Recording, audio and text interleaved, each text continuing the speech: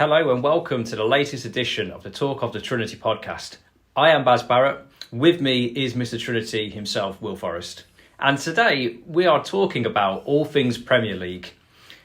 I don't know what the opposite of backed by popular demand is, but you may recall last season, near the end of last season, we dipped our toe into the Premier League prediction pool where we gave our predictions about 10 games to go in the season as regards who we thought was going to win the league, who was going to go down, who's going to qualify for Europe, and all sorts of different things in between. Of course, we are going to be talking about Villa when they come up during the course of this podcast, but if you want more Villa hit at the moment, then you can go and check out our Twitter page at Talk Trinity, whereby we've got all the latest Villa news, updates, polls, everything Villa to keep you going. Also our latest episode where we talked about the captaincy pre-season, our Bournemouth preview where we were predicting what we thought the score was going to be, getting us in the mood for this full-on prediction episode. Or you can check out our YouTube channel, Talk of the Trinity, whereby you can check out all our previous episodes if you want to play that game of Russian roulette as to whether you will see our faces or not. Also, in terms of this episode, will you be seeing us on camera? Will you be seeing other Premier League teams, their players, their badges given a billing? Go and check it out, find out. Or you can just listen to the good old-fashioned audio version on our audio providers, Spotify, Amazon, Google, Apple, some other places, no doubt, as they will all be clambering to get this latest season of Talking to Trinity podcast on to their stations so we can keep you up to date with everything that's going on. But we are going to just jump straight in to our Premier League predictions this season just because there's so much to go through. And if you listened to our Premier League prediction near the end of last season, you may recall that we went from the bottom to the top. Yeah. Because we like mixing things up, we're going to go the other way this time. So we're going to go from the top to the bottom. And the way we are going to do it is we're going to split the league into blocks of 5. So we're then going to say which teams we think are going to come first in that first to fifth category, 6 to 10, 11 to 15, 16 to 20. And then we're going to delve a bit deeper into the issues that are going to be at play in those respective groups. So in the top 5, who we think is going to win the league, who's going to qualify for the Champions League. In the bottom 5, who we think is going to go down. 7 to 10, who we think is going to qualify for those European spaces.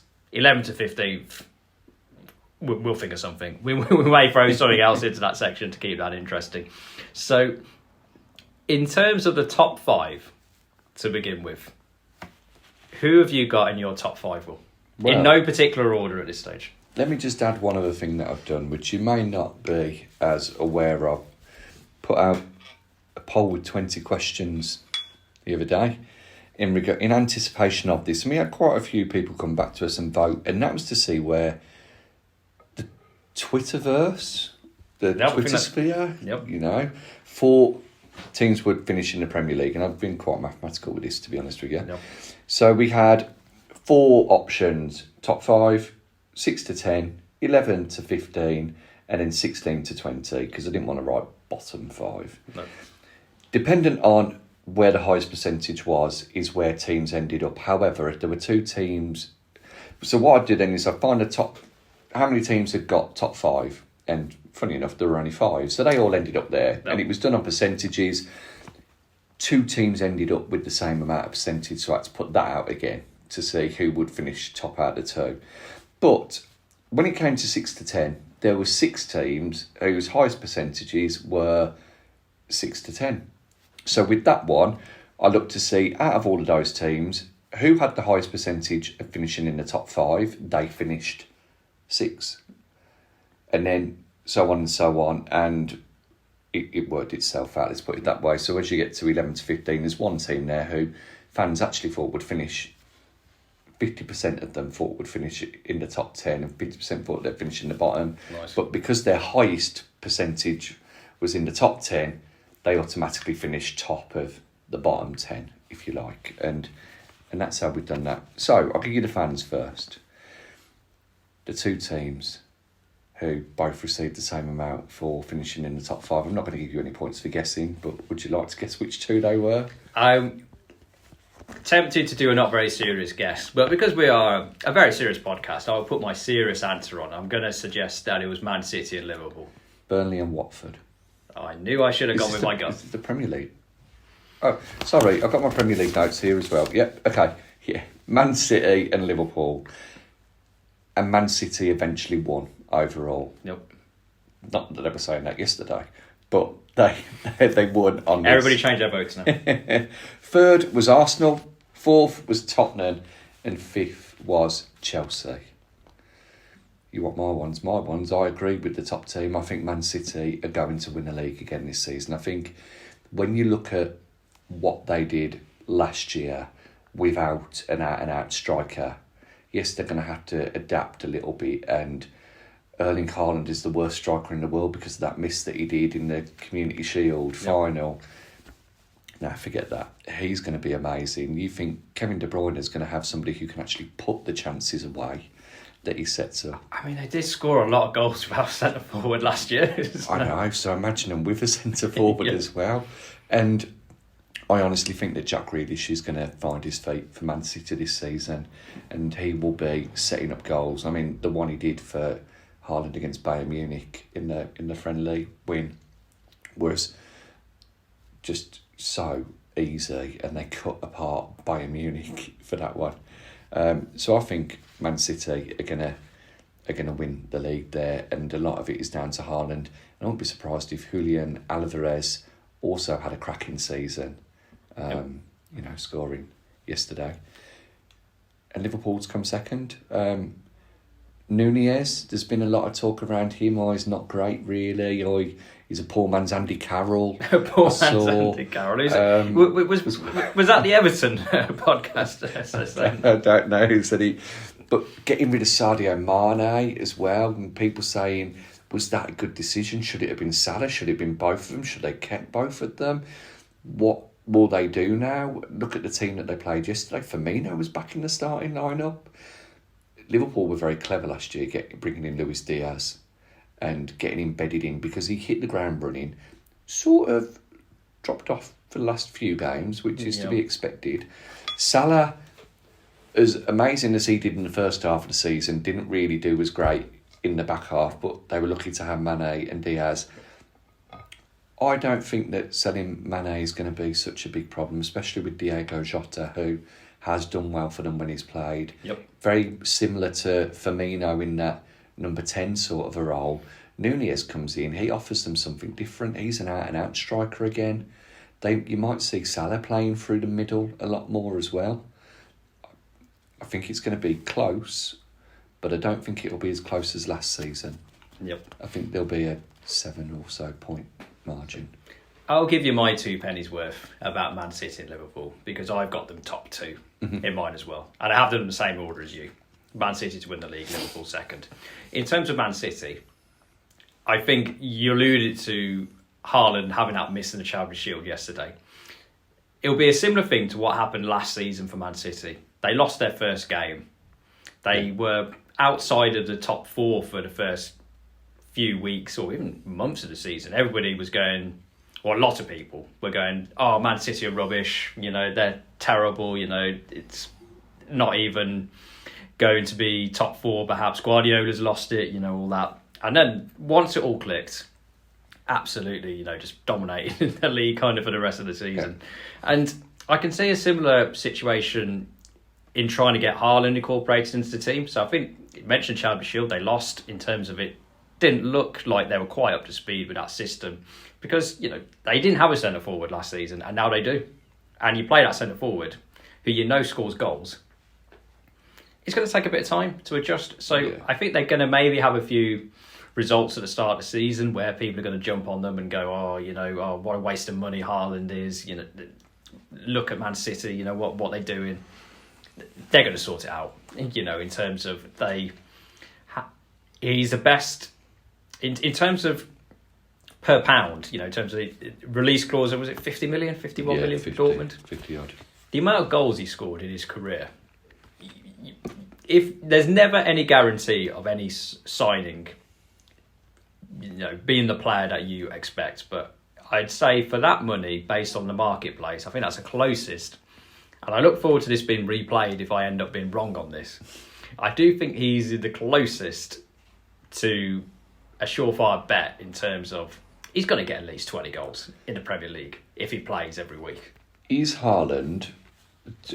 Two questions really here. Is he a bargain at 50 million, looking at his goal-scoring record? And number two, does he have much pressure on him because he was 50 million as opposed to the hundreds of millions that we see other people go for? Look at Lewandowski, he's gone for 50 million as well to Bayern Munich, to Barca, who've got no money, might I add, And you look at Mane, was 40 odd million. You've got all these other big money signings as well. Was he a bargain for 50? And is there going to be a lot of, whatever question it was that I asked, the expectation he typed on? I don't think the pressure on Haaland is going to be because of the money. Because I think that, in terms of a transfer fee, 50 million, I mean, the other player, Man City, have brought like 45 million for Calvin Phillips. Yeah. Similar region. And, Haaland has, obviously he's played in better teams than Calvin Phillips has, but certainly Haaland, you'd say, has achieved more instant recognition in terms of his career, obviously at a younger age as well. So I don't think it's the money that is going to be the pressure on Haaland. What's going to be the pressure is the English media in particular, every time he misses, because he's got this reputation, and I just alluded to it myself just a couple of minutes ago, as being the closest player you can get who's going to guarantee you goals. Every time he misses or doesn't score, they're going to be going, "Oh, you're crap, you're rubbish." Oh, what are Man City doing in terms of changing their system to bring you in?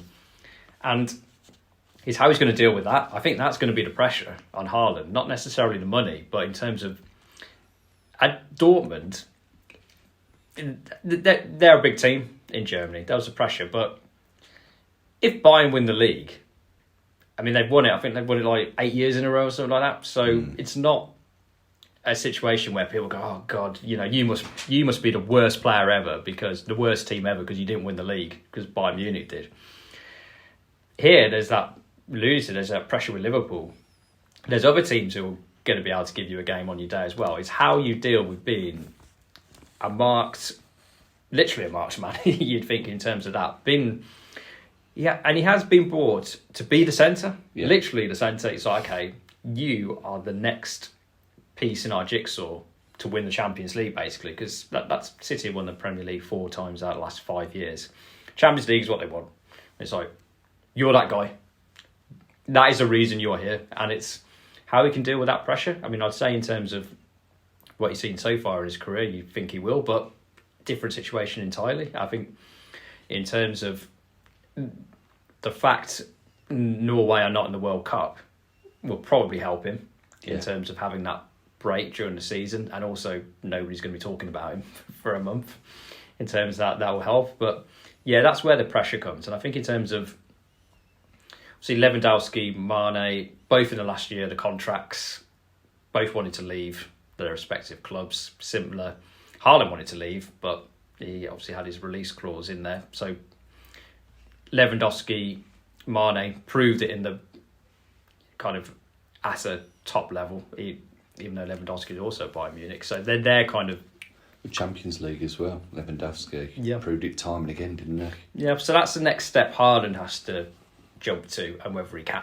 I mean, the thing with Haaland is, usually if one player has such a big impact, you have lots of younger players coming through, trying to mould themselves in that particular style. I think Haaland is just such a unique player in terms of, I don't think you can really replicate him kind of very easily. So he is one of a kind, and that brings another pressure on yourself on him. But I think he will do fine at City. I don't think it's going to be, kind of a Torres at Chelsea, kind of situation where it's an absolute, kind of everybody's regretting the decision instantly. Yeah. I think it'll be whether he plays every week or whether he's saved for the Champions League, but I think he will score 20 goals in that City team.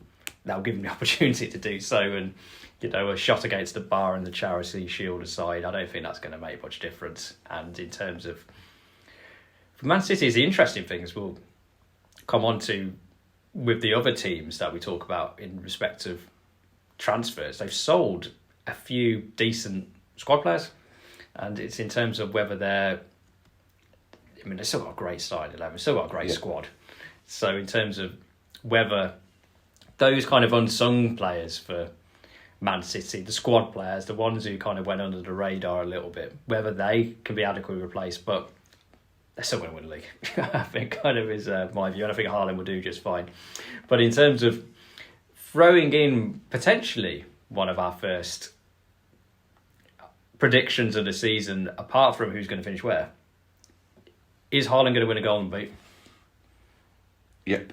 Haaland wins the Golden Boot and KDB wins the Playmaker award as well. It was between De Bruyne and Grealish for me for the Playmaker award, but I think that De Bruyne will get more assists.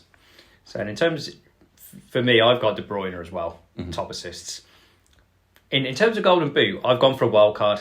Okay. Who doesn't play for Man City. So they will come later on in this episode. But yeah, Haaland, you'd say in terms of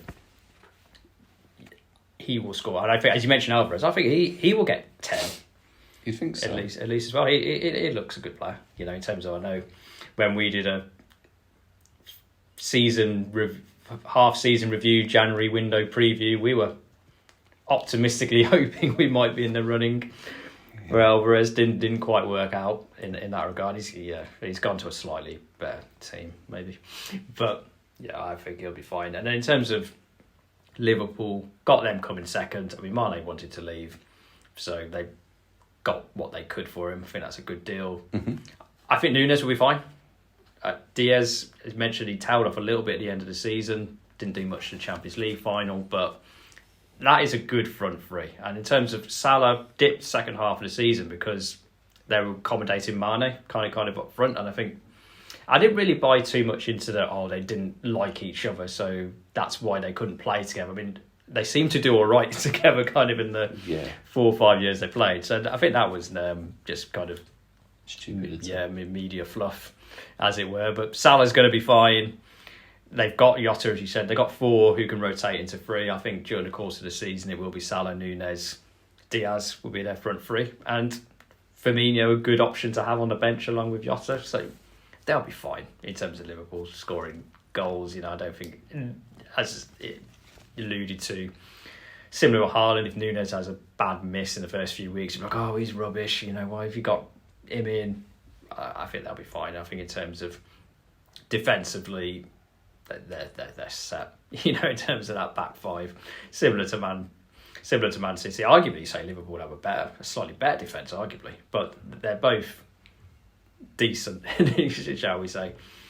For Liverpool, it's just in terms of that midfield, it's still going to be good enough to win most games. They've got that system, that style in place. Second for me, I agree with you. I don't think it'll be as close, but it'd still be Liverpool with over 85 points probably. So they'll still be good enough to beat most of the teams in the league, apart from us, obviously. I mean, Liverpool coming second poses the question, though, is there anybody else who could challenge those two or run them close for a large part of the season? If not all of the season, is there going to be anybody else who steps forward and has designs on taking the throne? Now, there's one team for me who I think who have done incredibly good transfer business, potentially the best transfer business of the summer, and that's who I put in third place. Though you could argue that there's actually a couple of teams who have done quite well there. There's new teams there's teams who will want to be taking the throne who have got a new manager and a couple of new signings. And there's also one who nearly went into extinction last year, but with everything that's going on in the world, they've seen a change of ownership. And it's those 4 teams, isn't it, really? Spurs, Man United, Arsenal, Chelsea, who you'd think were the ones that would be pushing the top 2. Your third place team, will they? I mean, the Twitterverse have gone for... I'll let you know who they've gone for as the next 3. They've gone for Arsenal in 3rd. Yep. They've gone for Spurs in 4th. And they've had Chelsea finish 5th. Yep. I've got those 3 teams in a slightly different order. going with third to begin with, I got Spurs third. And I think in terms of your question, can a team kind of get in there maybe during the start of the season, coming up into the post-World Cup? I do think that is Spurs. Because I think in terms of... There's another team in there where you could equally make the point it's made good transfer business. But I think you could say that for Spurs in terms of they still pinching themselves. They got Conte as manager. I mean, in terms of how they... You look at this time last season, they had Nuno in charge, who, like a slightly underwhelming appointment because they'd spent months trying to get basically 4 or 5, 6 other appointments who all, for various reasons, fell through. So that felt a little flat. Funny if they beat Man City on the opening day of the season, as alluded to earlier. They won the first 3 games. Something wasn't quite right, even though that was a decent start on paper. I mean, I remember before we played Spurs at the start of October, we had friend of the show, Buck, on here, telling us how terrible Spurs were. We brought into that and all thought Villa would win, but then Spurs won. It wasn't good enough to stop him getting sacked a couple of weeks later, Nuno. But how Levy has got Conte in to Spurs, I mean, I don't know if there's like a blackmail file about, 20 inches thick in terms of information he's got on him to keep him there. But that is in terms of the cliche about Spurs, Spursy. Eventually, they'll choke at kind of the big time, which, I think it's been overplayed during the last few seasons under Pochettino in particular.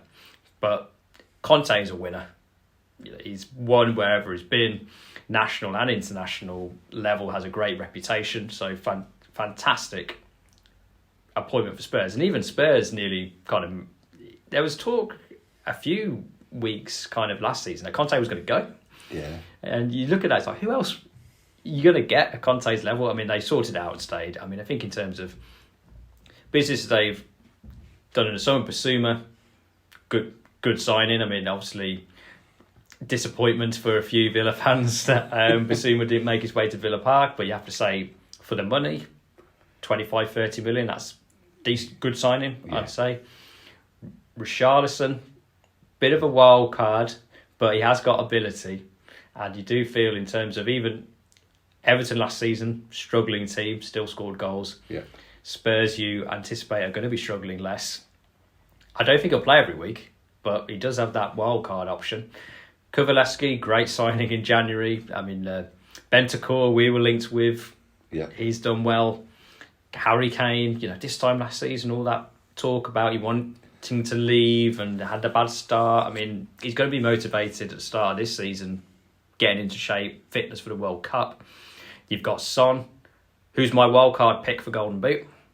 I'll throw that in there. He got it last year, didn't he? He was joint top. So maybe not so much a wildcard, but, in terms of this type of player, he is overshadowed by Haaland, Kane, Nunez, Salah. But, I think Son will quietly carry on doing what he does, and they have a great attack when it all flows. And they got a bit more nous and still, so I think they will have a good season, and I have them third.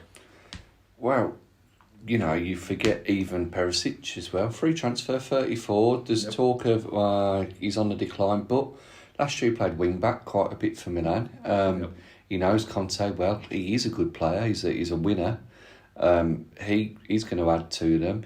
They brought in Fraser Forster as their backup goalkeeper, who's an improvement on Galini. Yeah. Free transfer, you can't really argue with that. No, and they've also brought in on loan, and if it works out as well as their last centre-back on loan did, Clement Lenglet from Barcelona, him and Romero and Dyer, or Davis, because Davis plays centre-back quite a bit for him. Yep. That could be quite interesting. And not to forget, Hugo Lloris. Hugo Lloris is my call for Golden Glove next season, and because of that, I think Spurs will finish third as well, and I think they're really going to push the other teams all the way. I can see them getting results against Man City, against the likes of Liverpool, which they have done over previous seasons. We forget a lot of the other good players that they've got. Højbjerg is a cracking player, and has taught that they may even be thinking about selling him because of Bissouma and Bentancur. Kulusevski, as you mentioned, Richarlison, Kane, Son. They've gone and sent out Parrott on loan, haven't they, to Preston? Yep. If he can do what Cameron Arch did for Preston last year, that adds another bit of firepower for next season.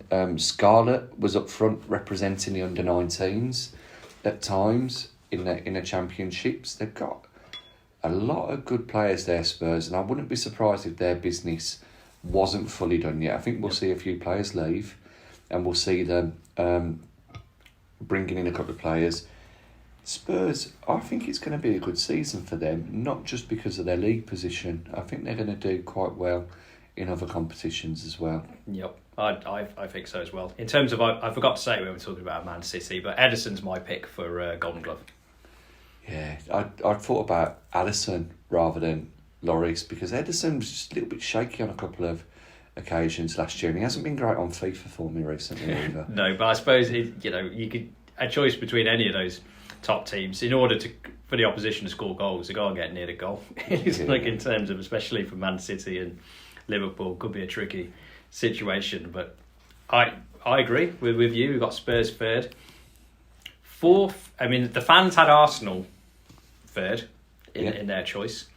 In terms of fourth, for me, it was a coin toss between, we've got Arsenal and Chelsea in the top five as well. It was a coin toss for me in terms of who I put fourth and who I put fifth. And I've gone for Arsenal fourth. Ooh. Which is a coin toss because... You love them. Well, in terms of... one of the myths of modern times is my love for Arsenal. But I'd say in terms of another team who's done good business in the summer, they have.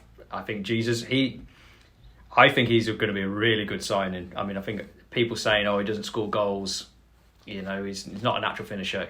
He will get goals in that Arsenal team. I think he'll get at least 15. Scored hat-trick yesterday, didn't he?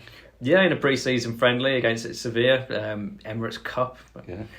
He'll be fine. And in terms of people saying he's not very good, that's my pick for signing of the season, because I think he is going to prove a lot of people wrong. He's not my pick in terms of value, in terms of they haven't got a bargain, I don't think, because 45 million is, I think that's about right in terms of value. So I do think he'll score goals. So in terms of that, I think it's a great signing. Shinchenko, I think is a good signing in terms of just adding a bit more depth into the squad. In terms of, and he is a winner in terms of his experience at Man City. So Vieira, centre midfield.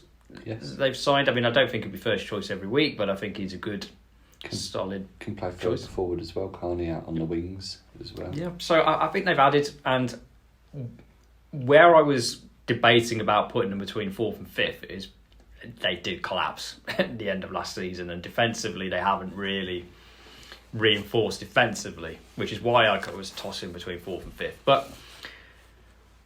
And it may prove to be an illusion that is shattered very, very quickly. I'd say in terms of they seem optimistic around Arsenal, despite the way they collapsed last season. It is a very optimistic feeling. Chelsea, who you would have deducted I have fifth, seems to be a bit more uncertainty in the air, even though I think a lot of it, again, is media kind of, they lost a friendly, therefore they're absolutely terrible. Because I think most of their signings, they got Sterling in, I think that's a good signing. He scores goals in the Premier League, and England's proven pedigree, so I think Sterling is a good signing. They've signed Kabay, centre back. I think that's a good signing for them.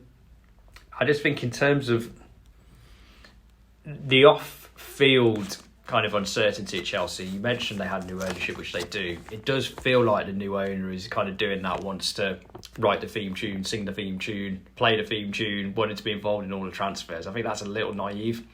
And Kyrie's come in to replace Rudiger. I think Rudiger's going to be a massive miss. He was fantastic last season, wasn't he? He was colossal. Yeah, and Sterling has come in to place Lukaku. So you think they're going to change system, Chelsea, in terms of... Lukaku wasn't too short signing. It was Abramovich kind of wanting that statement signing. And it was a shame, really, in terms of Lukaku, because there was talk before he came back to Chelsea. Oh, it was a bit of a joke, kind of Man United wasn't good enough. He scored goals at Man United. I mean, he'd walk into the United team. Well, he literally would walk. In terms of that, might be why he wouldn't fit in terms of a high pressing style. But he's much better than the English press think he is. And so I think it was a shame last season. Didn't really get the rub of the green. People would have that thought of him. He will go back to Inter Milan and he will score goals. I suppose the big question, really, from what you're outlining there as well with Chelsea is, who is going to be their main striker this year? Are they still going to bring one in?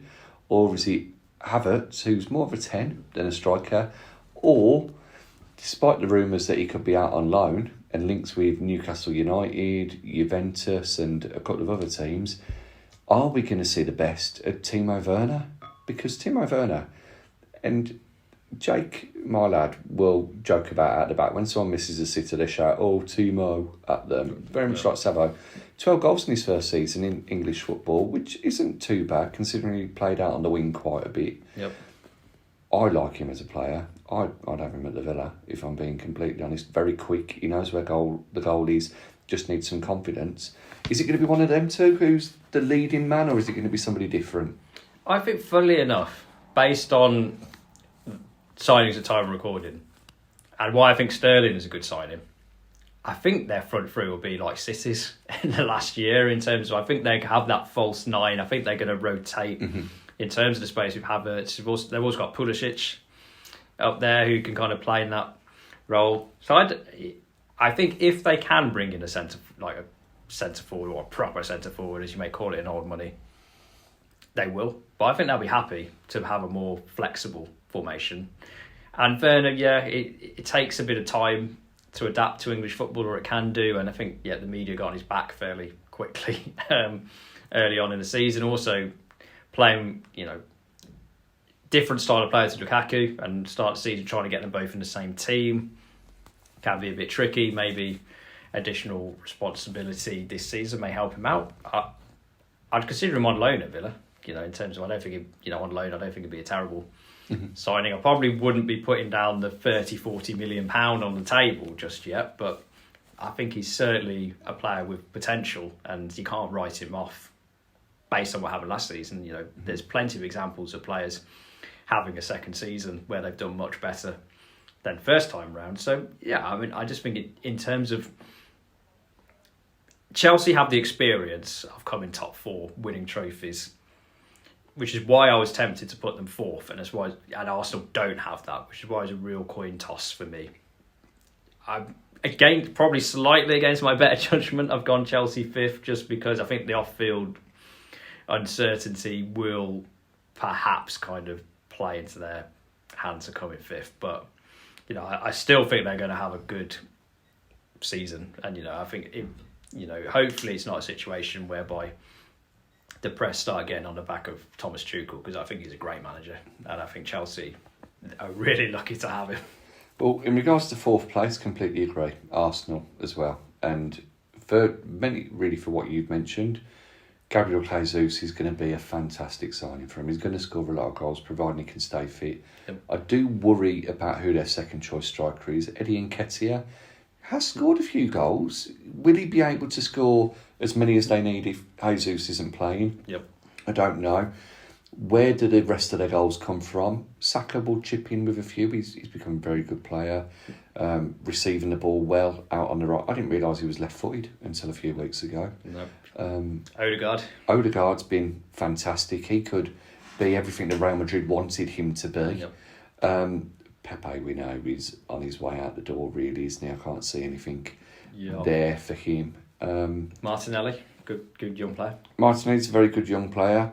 You feel they probably need another creative attacking player there, but they've got Smith Rowe as well, who's great. Zinchenko, I've never really been too taken with him, but I think he'll fit into that Arsenal team well, playing left wing back or playing in central midfield, wherever they decide to put him. Yep. Got a fantastic shot on him, fantastic pass as well. Right back, remind me of who the Arsenal right back is, because for the life of me, I can't think of who it is. They got Kieran Tierney. Yeah, he's been playing centre back quite a bit, hasn't he? And he plays left back. I mean, Hector Bellerin's come back into the squad. Well, they have And I am going to have to consult my notes here to at least attempt to try and get the pronunciation right. And I do apologise in advance because I won't. But they did sign a right back from recollection during the course of last season who has done a pretty good job from what I can see, to be fair. Takahiro Tomiyasu. Yeah. Apologies for butchering that. Yes. I think that Bellerin has played quite a bit during pre-season. He even captained Arsenal for one of the games. Wouldn't be surprised to see him back and flourishing under Arteta. I'm not too concerned about him defensively. Ramsdale was fantastic last season, much better than anybody thought he would be. Again, like a lot of the Arsenal defenders, did tail off towards the end. He did. But they've also got William Saliba to come in after being out on loan, impressing on loan with a number of clubs lining up after him. So I think they're going to be okay, and that's why I put them fourth. I think Arteta's identifying where the weaknesses are and he's building on them. Now, fifth, you mentioned your judgment. You're not gonna think much of mine. In fifth place, I think the high press of Eric Ten Hag gets them into fifth position, because Chelsea, and I'll go more into it in a minute or two, but I agree with pretty much everything you've said. Man United, whilst they've had a bit of turmoil and whilst they haven't brought in the players, or the press will have you believe they haven't brought in the great players that Ten Hag wants. There's the whole Frankie de Jong situation at the moment, and I'm sure they'd love Frankie de Jong there. Who wouldn't love Frankie de Jong there, you know? Barcelona are potentially going to be playing him at centre-back, allegedly, this season. But they brought in Malaysia on the left-back side. They brought in one of the smallest defenders in world football, Lisandro Martinez, at centre-back, who... he's going to be one of those where he either turns out to be a phenomenal Argentine blood or guts centre-back, or he's going to be Harry Maguire Part 2. Yep. He has the nickname of the Butcher. Yeah. Which probably tells you a little bit about his playing style. But I'd say from a United perspective, they're hoping it doesn't end up being similar. You mentioned diminutive Argentine centre-back. They did have one a few years ago. Gabriel Heinze. Not Heinze. He was fantastic fullback. Rojo. Yeah. Didn't really hit, well, no pun intended, didn't really hit the heights at Man United. No. He was okay, wasn't he? He didn't do as great as he started, like you said. So we have to see how Martinez does. I think Christian Eriksen's going to be a very good signing for them. I'm disappointed in Eriksen in many ways that he didn't stay at Brentford after everything that happened. But, you know, the career of a footballer is a short one. You've got to make your money where you can and try and win your trophies where you can. For a free transfer, you're not going to get better than that. No. Man United's central midfield I do worry about a little bit. Maybe you will get a tune out of Fred, who picked up as the season went on last year. He likes that pressing game. McTominay, don't really rate him too highly. Sancho's looked good in pre-season, as has Rashford. I mean, Sancho scored against us, so he's got to be a good player. There's the talk around Ronaldo, but whether Ronaldo stays and is unhappy, he'll still score a boat full of goals next season. I think, what did he get? He got quite a few last year. His third top scorer in the Premier League last year. He'll be up there again next season. I mean, he's just got something about him. They probably need to bring in another striker as well. They need to be looking to replace Ronaldo come the end of this season. And if I was Ten Hag, I'd probably be thinking, do I want him here? If he doesn't want to stay, let's see if I can bring somebody else in first. But you still wouldn't mind having Cristiano Ronaldo in his starting lineup, would you? At the moment, I think they'll be fine. I think Ten Hag will be the catalyst that helps bring them back to their glory days. But I think we're still some time off before we actually see him winning trophies and ripping up trees, if you like. But top 5. No, I mean, in terms of by process of elimination, I haven't got them top 5. And you haven't got Chelsea in your top 5. So I'll do my United bit now. Because in terms of, we'll move it on to the 6 to 10. Because I had a coin flip between whether I had United 6th or 7th, to be honest. Okay. I've got them 6. And I agree Ten Hag's a good choice. I think it's going to take him a few years to really kind of establish himself at Man United. I think the problem with Man United is not necessarily on the field. The main problem isn't necessarily on the field, although they do have problems on the field. I mean, their centre midfield, it's not good enough to be challenging for trophies, challenging for the title. It's, in terms of, you mentioned McTominay. McTominay is the type of player who in the peak Ferguson era, he'd play 15, 20 games a season, come into the team, ahead of like big European games or kind of after European games. He'd be one of those rotational players who were arguably just as important to Man United during that era, because they had the players who could just come in and play those 15, 20 games and they'd still win games in the league. Not quite the same position, but like the John O'Shea's, who they had, you could rely on them. And that the first 11 was quality. Backups were just as, good at stepping into the system. The fact he's first choice for United demonstrates how far they've fallen, in my view, because he's a good player. I mean, he's not terrible. I don't think he's rubbish, but yeah, in terms of will they win the league with McTominay playing 38 games for Man United? No chance. No. Fred, will they win the league with him playing 38 games? No chance. And where United went wrong last season, and easy to say in hindsight, I said it at the time, so I can say it both ways. They signed Ronaldo just to stop Man City having him, just because they couldn't bear the thought of him playing for Man City. Yeah. They had no thought about how he would fit into that United team. United needed a centre midfield last year. They need a centre midfield this year. That hasn't changed. And he did score goals, that is true, but he didn't fit the way Rangnick wanted to play. And because he was on a 6-month deal, they literally just ignored him kind of off the field. It's like, we're paying no attention to you. Saying that, I mean, to counter that, it was Solskjaer who brought him in, wasn't it? Was it though? I mean, in terms of he was in charge at the time. Yeah, that's obviously. what I mean. And he fitted Solskjaer's plan. We were the first team to stop him from scoring. Yeah, I mean, the amount of it was ridiculous. The amount of hype Ronaldo coming back. It was like he will score goals, yes, and I think if he's still there during the course of the season, I think he'll score 15 in the league. He's the perfect example of somebody who individually will score goals. And going back, I mentioned Ferguson. The difference between United under Ferguson and United kind of last season and now, United had a striker about 15 years ago who scored goals, scored plenty of them. But Ferguson identified that he didn't fit the tactical way he wanted to play to go and win his second Champions League. And he got rid of him ruthlessly. And people at the time thought, what a terrible decision that was. He scores goals. How can you get rid of somebody because he scores 25 goals a season? They won the Champions League in a few years because they remoulded that system up front when they won the Champions League. Rooney, funny enough, Ronaldo at the time, and Tevez. Van Nistelrooy is a striker I'm talking about. Got rid of him. United literally can't afford to do that now because nobody's going to pay his wages. So they're stuck with a player who, in his own individual way, he will score goals. He's still a good, he's still a great finisher. He's more than a handful of defenders, no problem with that.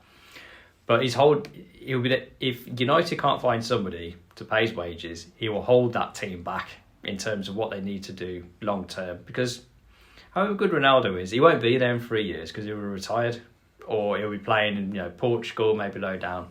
He's not the long term future for Man United, and the sooner United can get towards that rebuild, towards their long term future, from a United fan perspective, the better they're going to be. And the problem is off the field, they are an absolute mess. They've got people in the ultimate owners of Man United don't care really about the fans or about winning trophies. They care about how much money they can get out of the club. And as long as they're making money, they don't care. And in terms of, they got people kind of United. You mentioned Ferguson. They had David Gill at the same time. He was in charge of the transfer. His job was to get transfers done. And largely, I know those kind of like, they didn't get Ronaldinho or, some of the players they really wanted they didn't get. generally they got their business done because they had somebody who knew what they were doing. Woodward was a disaster in terms of football. Glazers liked him because he got all the sponsorship deals, brand Man United, global Man United, filling the coffers. New person, I think it's Richard Arnold. Seems like an all right guy. Is he going to suddenly... You mentioned De Jong. That symbolises the fall of Man United, and it keeps happening over the last few years. They keep getting dragged out into a summer saga because people see them coming, and they know in terms of they could just kind of stiff arm United. And I wouldn't be surprised if they signed De Jong on transfer deadline day for 20 million more than what the price should be, because they'll panic. And for United, off the field trouble, it worries me currently. I mean, on the field they got the issues, off the field they got the issues, and it is been a vicious cycle. Mm-hmm. Despite all that, I still am 6, so it's not like it's they're going to be relegated. But as a United, I'm not a United fan, so in a large extent I don't care. But in terms of, and I don't really buy into we need them to be doing well for the good of the league. No, we don't. We need the teams to. Whoever deserves to be doing well should be doing well, and I'm not too fussed about that. But I say that I can't say I worry for United because 1, I'm not a fan and don't care, and 2, coming 6 is a lot better than kind of most teams are going to come. But yeah, I think they're nowhere near. I think you're right about De Jong and people seeing him coming. And for Man United to get Frankie De Jong, they're going to have to pay 17 million more at least than Barcelona want because of all the wages that Barcelona allegedly haven't paid him. I love Barcelona up until recently. They're a bit annoying now, aren't they? I'm sure that will change. I can be fair weather with my Spanish teams and my European teams. So the Twitterverse, the Trinityverse. Ooh. Oh yeah, that's a nice name. Had United, West Ham, Newcastle, Villa, Leicester. My number 6 is your number 5. I had Chelsea because of the off-the-field issues that they've got, because of the lack of a striker. I agree they may very well do, as you've outlined, the Man City of last year approach, the Liverpool Firmino approach. But you've got to have a right winger for that as well. And Sterling's very much left wing. Pulisic is very much left wing. Yep. Right wing back. They've got a fantastic right wing back in Reece James. Yep. They might put Pulisic over there, or Werner over there, or Hudson-Odoi, who it seems we've been waiting forever to reach his potential, or Chelsea have been waiting forever. Kante's on his way out, it would appear. They don't seem to be playing him much on. Would be surprised if he left. Just fitness issues with Kante. When he's fit, he still gets in that style. It's fantastic, yeah. Jorginho, I think he's a lot more highly rated than he should be because he had a decent Euros. He does his little dancing penalty, but he misses quite a few, as we've seen. They need a Frank Lampard back in centre mid. Really, someone who's going to contribute to goals. Loftus-Cheek could get goals for them, but he's just never there long enough. No, I think it's time. In terms of being a... But funny enough, I'd say a top 4, top 5 team is gone. But, well, you have 6. maybe it could be a... What about Conor Gallagher? Do you reckon he'll establish himself in the team? You mentioned him. I was just thinking, Gallagher, if he can carry on his Palace form, he could be the next Lampard for them. But have they waited too long to bring him into the team? Probably not. Lampard was older. He could get a lot of goals for them. Conor Gallagher's a fantastic central midfielder, and I think we've all said we'd have him at the Villa, or at least most of us have. It'll be a very, very big season for him. Chelsea, the centre-backs worry me. Koulibaly, very good, strong centre-back. You'd think he'd be able to do it, but the game's a lot slower in Italy than it is in England. The other centre-backs that they've got, as you mentioned, Rudiger's gone. Christensen has gone as well. They've got Malang Sarr, who Chelsea fans don't seem to be too hot on. Same with Trevor Chalobah. I think they like him because he's one of their own. Yep. Azpilicueta's getting to the peak of that hill if he's not already over it. There's talk about Barca wanting him and also Barca wanting Marcus Alonso, and Chelsea saying, no, after what you did with Rafinha and Koende, we're not selling to you. So a great meme the other day saying that Thomas Tuchel is the greatest Barcelona scout of all time. Yep.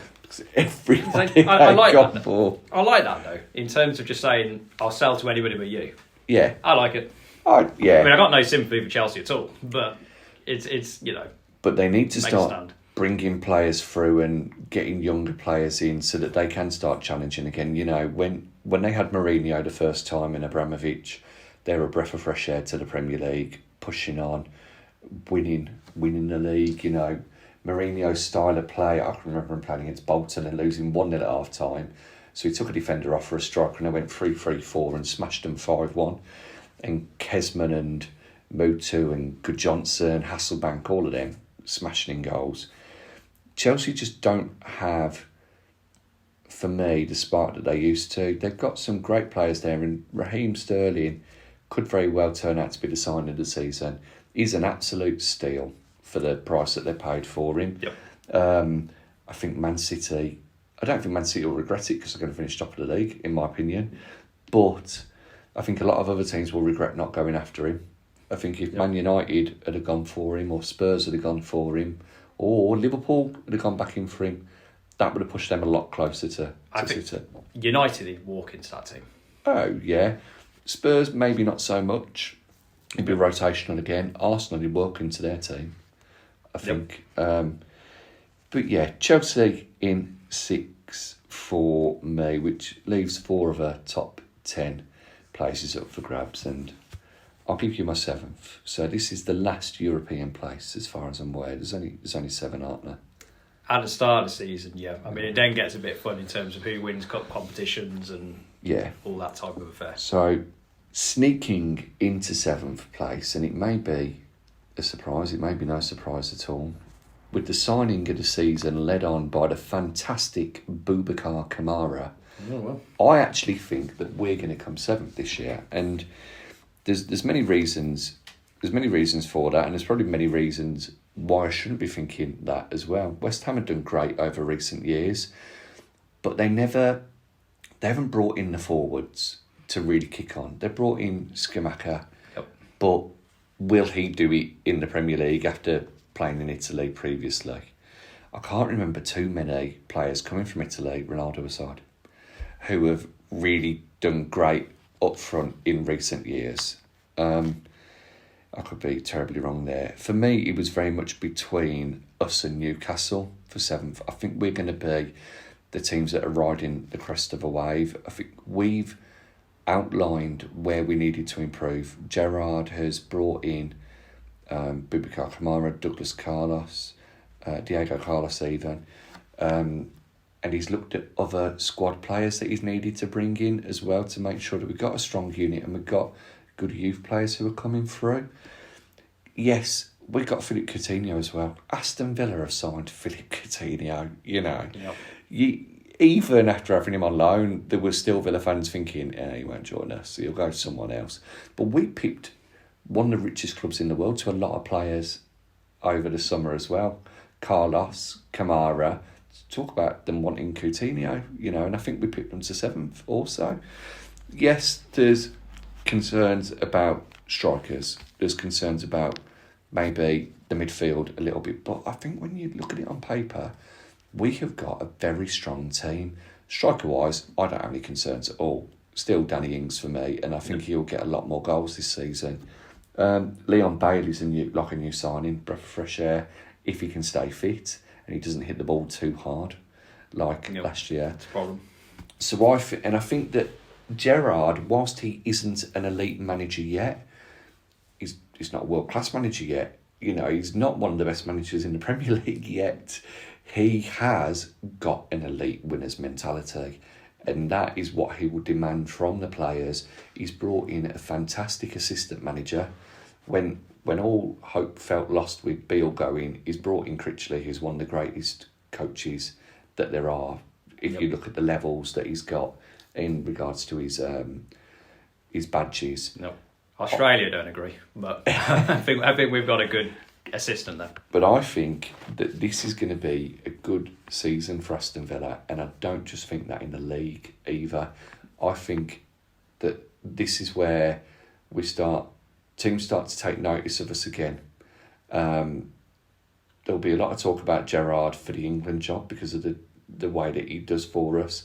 There'll be the whole Liverpool type of talk. I don't see it happening. This is the start of an Aston Villa push and getting regularly into Europe and then starting to push for that top four. These things come in cycles. I think West Ham have had their turn a little bit, and I think the last couple of years are going to catch up with them. And that's why I'm going for us, whereas the Trinityverse have gone for the other claret and blue, West Ham. Well, I've got West Ham 7th as well. And I think in terms of West Ham, if they hadn't brought Schumacher in, I'll probably pronounce that incorrectly, so apologies for that, I would have had them lower. Yeah. I mean, is he going to score 20 goals? Probably not. But is he going to give Antonio a break? Yes. And I think that helps. I think in terms of West Ham, it's not necessarily who they've signed, it's who they've kept. And as of time of recording, Declan Rice is still at West Ham. And so is Jarrod Bowen. Declan Rice in particular, if they keep Declan Rice this season, I think that gets them over the line in terms of 7th in European qualification again. If, this is the joy of doing it before the start of the season and a month before the transfer window shuts. If Declan Rice goes, and I think the fact that City have signed Calvin Phillips to me suggests that City thought the price for Rice was too high, which is a very 2022 headline. The price for Rice was not nice. It was not nice, no, and that's very much a 2022 headline in more than one context. Suggests to me that they're not going to go in for Rice this season. And then you look in terms of which other teams are realistically. I mean, in terms of are Liverpool, I mean, I don't think they are going to go and spend the money. I think they, perhaps from rumours, they're going to wait for Bellingham, perhaps for near the end of his contract, to get a lower price. I mean, United will think that they're in a chance for him, but if I was Declan Rice, it sadly shows where United are. I wouldn't go to United over West Ham. Arsenal, I don't see him go to Arsenal. Spurs, Chelsea perhaps. I mean, that's the. Would he go there after what they did to him? I would go back with a point to prove, I think. But I think for West Ham, he's so important to that team. Mm-hmm. They keep him. I think that gets them over the line. It says something about Declan Rice, and I mentioned it on the World Cup preview that we did. Listen back to that one, that episode. Declan Rice will be my England captain. He's one of the most improved players that there are. Man City have missed a trick in not signing him to play in their 4-2-3-1 formation. He'll be brilliant. Declan Rice, if he leaves now before the end of the transfer window, I think West Ham would be stupid to let him go, regardless of the money that's thrown at them. If they got 100 million, 120 million, I'd still be saying no at the moment and saying to Rice, you can leave at the end of next season, but we don't have enough time to replace you. I can only really see Declan Rice leaving West Ham to move abroad. Okay. And I don't think it'll be one of the fashionable teams like Paris Saint-Germain or a Bayern Munich or a Barcelona or a Real Madrid that he'd do well at. I could see him being a driving force at a club like a Juventus. I think it'd be fantastic there, like how Pogba was when he first went over there. But you're right, they've got two great players in Bowen and Rice, but do they have anything else? Have they got enough? I think it's similar to last season in terms of injuries. Can they keep the players fit? If they get a spate of injuries, then yeah, I can see them dropping down the table a bit. That is the big what if with my West Ham prediction, and I did and ah a bit, in terms of putting them that high. And it was similar in terms of who I've got 8th, because for me this is actually really optimistic because I got Villa 8th. Okay. In terms of that, and I think it's a similar question for Villa, leading from what you said about Villa in terms of looking at the starting 11, really good. I agree. I think we've got a really good starting 11. The question for Villa is that depth. Do we have the squad depth in order to really push for a run for Europe? I don't think we're quite there yet, but I do agree with you. I think we're going to start turning a few heads this season. I don't know if this is just a giddy optimism going to my head, but starting 11 is very good. Gerrard, another 12 months of getting his ideas across to the players, getting a few more transfers in over that period of 12 months. I think for Gerrard, if we don't come top 8, I think his job's on the line. So I think that's and motivation for Gerrard as well to make sure that matters are progressing on the field. But yeah, I mean, in terms of for Villa fans interested in our Villa views, my Villa views, listen to Talking Trinity podcast every week. We will go into it in great detail. But Villa 8th for me. See, I think we've got the best squad depth outside of those top 6. I think we've got a better squad depth than West Ham, and that's why I put them 7th, which is funny that we both thought about that, and that's the reason for those 1 place difference. But even 8th, we're probably getting Europe. Yeah, but depending on the cup wins of other teams, I mean, it's going to be close. I mean, I'm going to anticipate 8, 9, 10. We're going to have at least 2 different teams. So hit me with your 8, 9, 10. Well, my 8th is Newcastle, as I touched upon before, because of saying it was between them and Villa. I think Newcastle have made some very good signings. Nick Pope, for example. Dubravka, everybody raves over him, but Nick Pope is better. Just look at his performance at Villa Park for Burnley last season. It's got to be one of the greatest goalkeeping displays I've seen live. In terms of the price they paid for him, 10 million if you believe what I said, for value, that is the best signing of the summer for me. I got him as one of the signings of the season as well. Yeah, completely agree. Botman, a much sought after defender. Lots of Villa fans wanted him to join us. There was talk about AC Milan. Didn't think it was going to happen, this Newcastle move, but it has done. And you forget that last year they brought in Bruno, and he was fantastic from the moment he joined until the end of the season. He'll probably kick on. Joelinton got a new leash of life, playing either on the left wing or in centre midfield. He was great. Alan St Maximin, another fantastic winger. They kept Matty Target because he did well enough for them. They got Byrne, they got Trippier. Very good squad, starting 11. The rest of the bench and that, maybe it's not on the same level as the Villa, but could be better than anybody else's.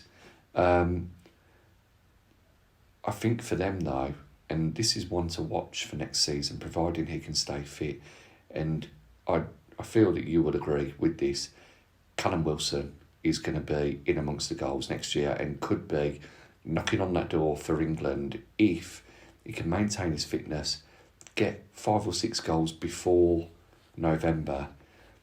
They've got a real striker on their hands. Yeah, I think if he stays fit, and that has been the thing with That's it. Callum Wilson in his Premier League career, it's just been staying fit. Well, 9 and 10, to answer your previous question, is Claret and Blue. Claret and Blue, all between 6th and 10th. 9th for me is West Ham, and West Ham is based upon they've got the experience of doing well over the last few years. I don't think they've addressed the issues of squad depth enough. I think centre mid is quite light for them. Souček, there were rumours about him leaving, so I'd be a little bit worried there. Strikers, still don't think they've got enough up front. Nope. They've got some great players, very similar to the Coutinho Buendia mould in Fornals and Lanzini, who can turn it on.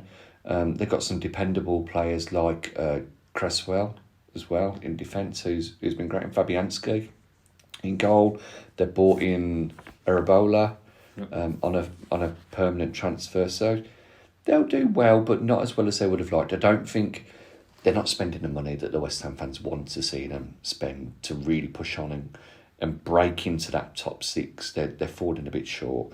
10th for me, Crystal Palace. Great season last year. A lot of people thought that Patrick Vieira was going to be one of the casualties of the start of the season. He's shown how well he's done. Gallagher was a phenomenal signing. They haven't kept him, but they brought in Doucouré, who's a much sought-after central midfielder. I got him down as one of the... Just because of him with Vieira, I think he's a cracking signing for Palace. An amazing signing. And, Vieira's done the right thing in regards to how he's sort of fading out some of the players and bringing through youth.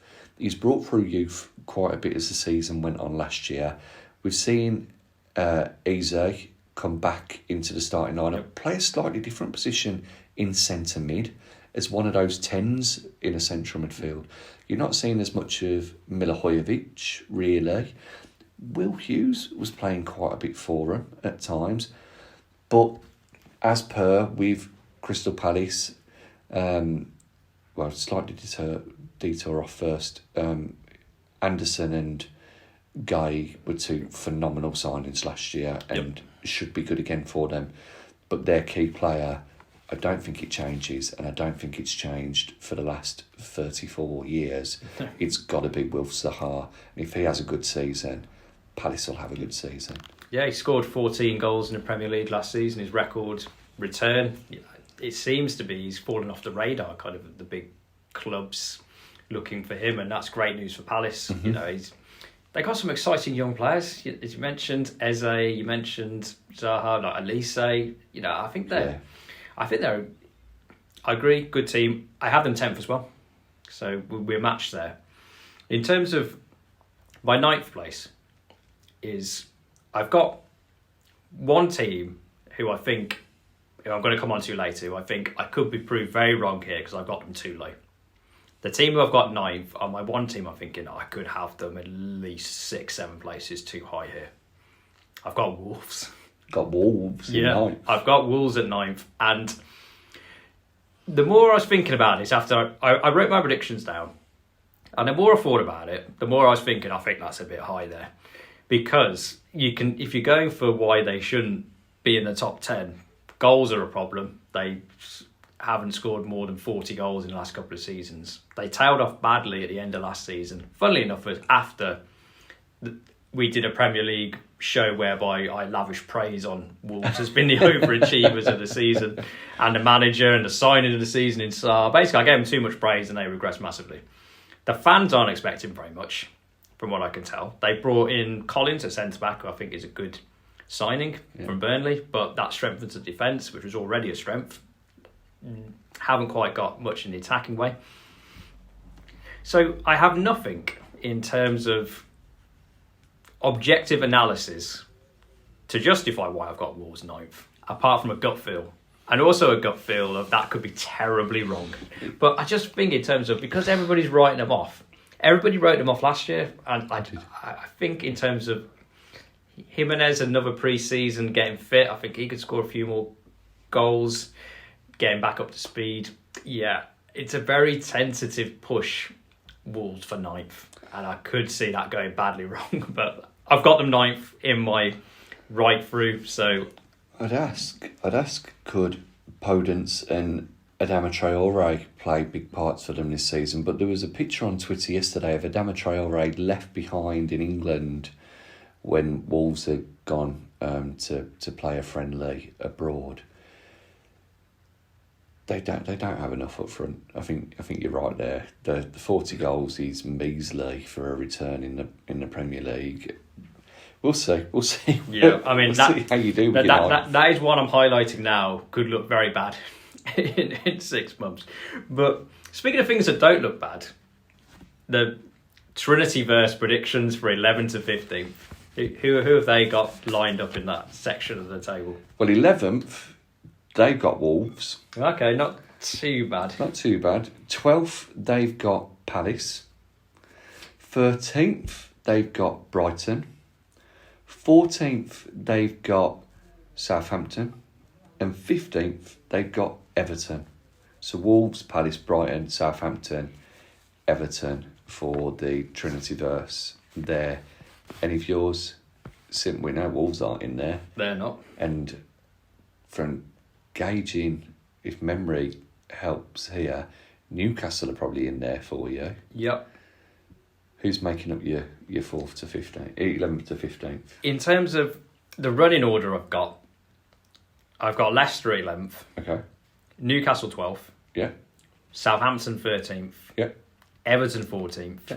And Brighton 15th. Joe ain't going to be happy with you. Well, I ain't got them going down.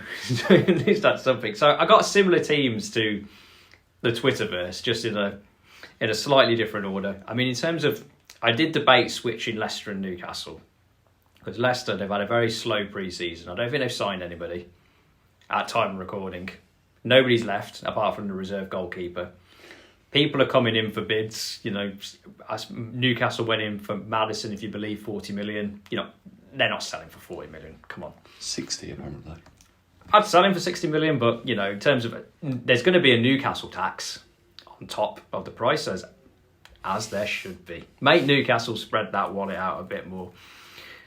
So, Leicester, there's a bit of a cloud around them in terms of... There's also talk Schmeichel maybe going.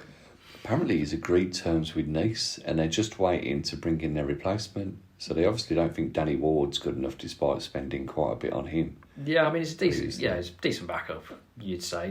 So Leicester very much, for me, fall in the category. I think their starting 11 on its days pretty much is they can give anybody a game in the league if their starting 11 is fully fit, fully on form.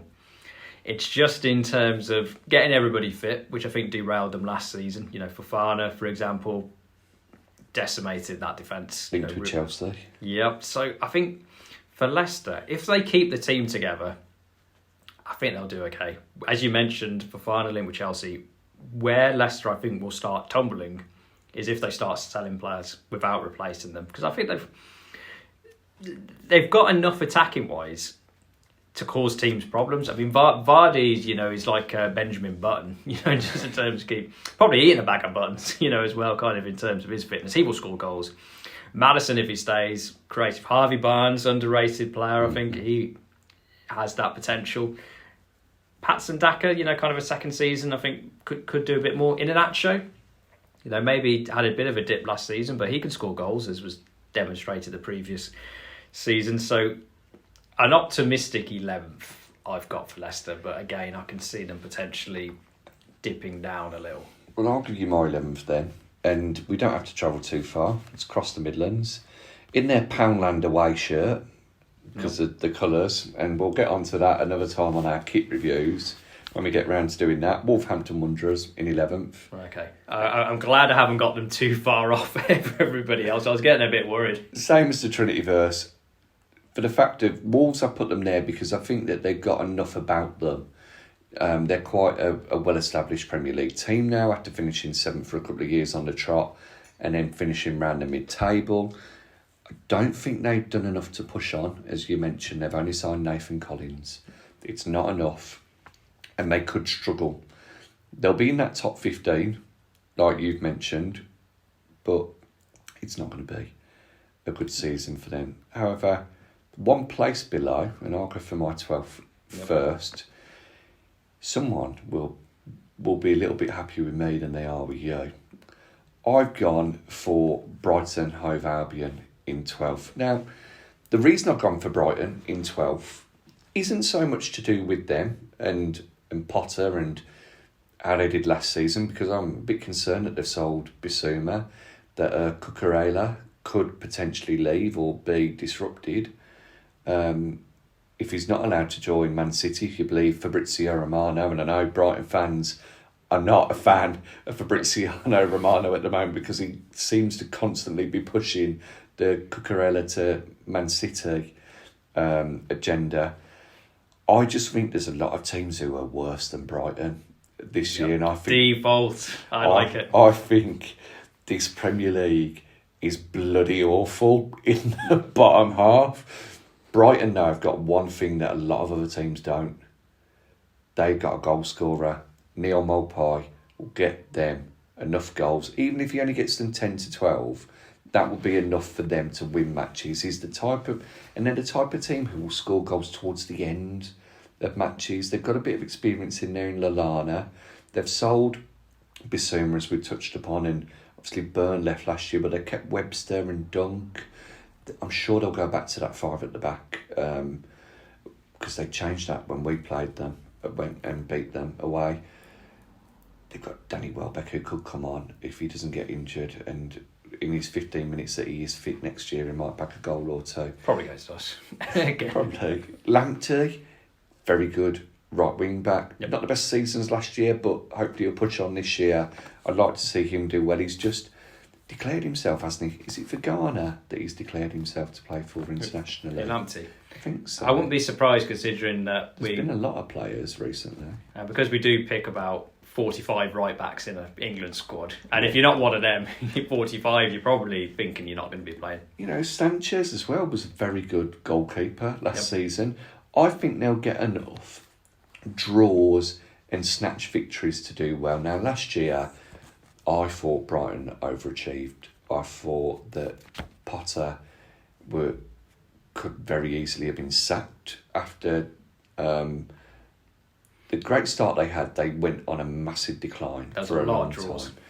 There was, and they just weren't picking up points. There was a bit of a worry there that he could get sacked. Fans were starting to turn on him, or some fans were. Joe might be able to tell us otherwise. You're more than welcome to come on, Joe, when we play against Brighton. You can let us know. But he turned it round in the end. They got some nice victories. They absolutely smashed Man United last year. They had a good end to the season. Yeah, you know, so I think they'll carry on building on that. But I think they need to look a little bit further than just bringing in youth players from obscure leagues to help them get up the league. I think Trossard could have another good season again. Mwepa has been here for a year now, scored a goal or two.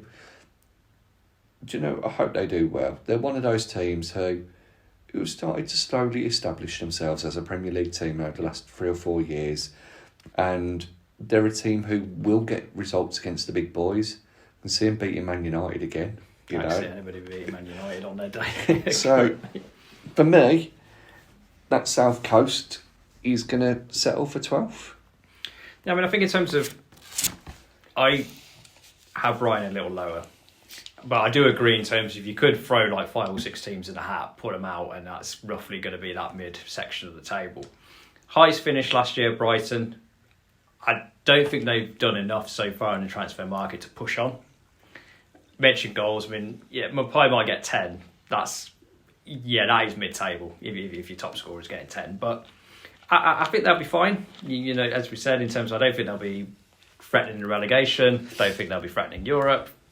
They'll have some good results. You know, as you said, just establishing themselves in the Premier League. They'll continue to do that. And who I have 12th, maybe where I look, I think I've mentioned, where I look back and then say, I could have these a few places higher, is Newcastle. Mm-hmm.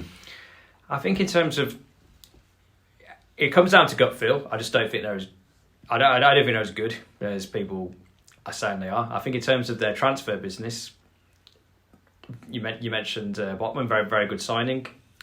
I think they needed a bit more, you know, in terms of to really push themselves into that contention for Europe, is my view. Pope is a fantastic signing, as I mentioned. That you're not going to get a better goalkeeper for the price that they paid. So fantastic. I just think there's the limitations of Eddie Howe. For one, I mean, I think he's a decent manager. I don't think he's a manager. It reminds me of when Mark Hughes was in charge of Man City, when they were taken over by big money. Yeah. He was that transition manager, you know, brought a few players in, but then hit a level whereby they're like, we need another manager, you know, perhaps a more high-profile international-based manager to take us to the next level. I think that will happen with Newcastle and Eddie Howe, is my view. So they'll do all right. I mean, yeah, and I just think in terms of for teams as well, they will, whether they want to admit it, for what we will call off-the-field reasons, teams will want to beat Newcastle. The fans of other teams will want to beat Newcastle. And, you know, it's always, you know, all home fans are going to say they have a great atmosphere at their club. But when Newcastle comes to town, there's going to be an extra edge. There will. I mean, away, I mean, they put you up, you know, close to the International Space Station, so atmosphere is a bit difficult at St James's. But there's going to be a bit of an edge to Newcastle, you know, in terms of, you know, just go look at their third kit. You know, for reasons why fans are not, of other clubs are not particularly happy with Newcastle. Of course, Newcastle say other teams have got money from places. You know, you wouldn't be moaning if it was you. And sadly, I think there's a large element of that is true. In terms of if it was your club, quite a few teams would, fan bases would be like, yep, that's fine and all that. Maybe it is bias kind of coming to the fore, but yeah, I think, I just don't think they're going to be trouble in Europe. I mean, I think they haven't. You mentioned Wilson, if he stays fit, they got some very good attacking players. I just don't think they got that consistency. I still look in terms of that starting 11. You got players like John Joe Shelby in that starting 11. It's not good enough for a European team. They got some very good players, as I said, but I think they need a couple more years, a couple more transfer windows to really build themselves into a European contending team. I mean, to be honest, I want them nowhere near Europe, but in terms of that is the direction of travel. If you've got the money that Newcastle have, they are only going to be going one way in that league. It's going to be up the next couple of years. Yeah, I've got them 12. I mean, in terms of... Yeah, I see them very similar to us in regards to the players that they've got in the first team. I think our first team's better. I do as well. I think that's why I put us a position higher, and I think we've got a better squad as well. But I think in regards to, they've got some standout players like St Maximin, like Pope, like Botman, those type of players were the standout ones for them. Bruno as well. But they've got a few players also who need to push on, like you mentioned, like Shelby, Wilson. They've got to show that they deserve their place in that starting lineup. Almiron, for example, good player on his day. Yep. And they've all got to step up, and not all of them will be able to. We've got a couple who need to as well. We mentioned McGinn on the last episode. Needs to step up that little bit more now that he's captain.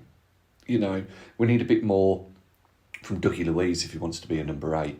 I think our players are probably more adapt to be able to do that and to be able to reach that potential and go a little bit higher than what we expected them. Newcastle do have the limitations. John Joe Shelby isn't going to be a player who's getting better stats than John McGinn next season. Whereas if they replace him and they can bring someone to Bruno's standard in or whatnot. Oh, yeah. But, yeah, it's a little bit lower. But who's your... So, the fans have gone for Brighton in 13th. Are you matching them or...? I've got another South Coast team in 13th, as mentioned. I've got Southampton in 13th. They tailed off towards the end of last season fairly badly. They brought a lot of players in the summer who, at first glance, you may think, who are they? But they've gone for youth. A lot of Man City youth players. I mean, in terms of... I don't think they're bad. I think they've done smart business, and I fully anticipate if they are bottom of the league by October with all these players nobody's heard of, that's not going to look too good. But, in terms of Aribo for 6 million, or a small price from Rangers, I think that's a good signing. I mean, in terms of from a Villa perspective, we've got experience of buying a midfielder from Man City who couldn't get the games at Man City but ended up doing all right, in the Premier League. Luis Bassano, I mean, I think in terms of... We meant Ireland. He didn't do all right for us. Bassano, I think, solid. In terms of Forster is a big loss, I think, for Southampton. But I think, he's a Republic of Ireland international, which I will say for our Irish listeners is very prestigious and means he's very, very good indeed. David and Liam would be saying the same there. They rate him highly. They rate him very highly. Yeah, I mean, he's always looked all right from when I've seen him play for Ireland. And yeah, I just think, I think Hussein Hall is...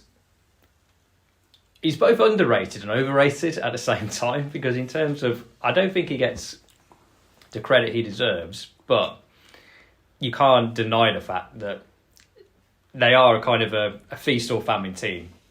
They had a very good start to last season. I think they beat Liverpool kind of at the turn of the year, kind of outside shot of Europe, and then collapsed badly in that second half of the season. They apart, didn't they? Yeah, I mean, I think we were kind of thinking, a draw would be a good result, and then we kind of smashed them 4-0. So I think in terms of when things go wrong, they go wrong really quick in terms of Southampton. But he always seems to be able to kind of lift them back up again. So they always go on this kind of cycle of up and down. And so just some consistency with Southampton would be nice. I would have thought from a Southampton perspective. Bed those young players in. I mean, in terms of they haven't lost anybody big at time of recording. Well, apart from, we mentioned Foster, that's the big loss. The rest of the team is largely the same, which you could mention, well, that demonstrates their team's not very good. But, in terms of, I think keeping the players together is a good start. James Ward-Prowse, still there, still a very important player for Southampton. Yeah. I think their youthful energy some of their signings will get them to 13th. But in terms of this bracket at the table, you can make a case for anybody. But 13th for me. Okay season. Hopefully we'll be them. My 13th aren't Southampton. They're a team you've mentioned before. Mine are Leicester. Now, I'm conflicted with Leicester because they kept hold of all of their players and that. However, there's talk of big money problems there after COVID and FFP and whatnot. And you feel that Tielemans doesn't really want to be there, but he'll be professional enough to do a job for him. Yeah, if Arsenal can push through their move with Tielemans, I think it has the effect of, I think that pushes, we both had Arsenal 4th, I think that pushes them into 4th, consolidates kind of where we think we're going to go, and that pushes Leicester further down the table. Definitely. And you've got Maddison as well, potentially. If they got rid of Tielemans and then Newcastle came in with the 60 million for Maddison, I could see them selling both and trying to bring... they'd have to bring in centre midfielders because the only other one they've got is Downton Abbey, Dewsbury Hall, in centre midfield. And I don't like Dennis him Pratt, enough. I think he's still there. Dennis Pratt, great Championship manager, player from Anderlecht. He's done okay at Leicester, but not set the world alight to the level of Tielemans. Yeah, and they've got Iheanacho, as you say, Daka, Vardy, 3 very good fast strikers, but they're 3 fast strikers. They don't have another striker who can mix it up for them. They've got Ayoze Perez. I don't think he's anything what the level that Leicester need. Squad player, really. Yeah. Harvey Barnes. Listen, back to the England chat. I rate him very highly. On hindsight, he didn't have the greatest season. Started well, just dipped a bit. Yeah, a lot of my decision was based upon the way he played against us in that first game, which was fantastic. Defence for Fafana, they missed him quite a bit. Soyuncu as well, but I feel they're ageing a little bit.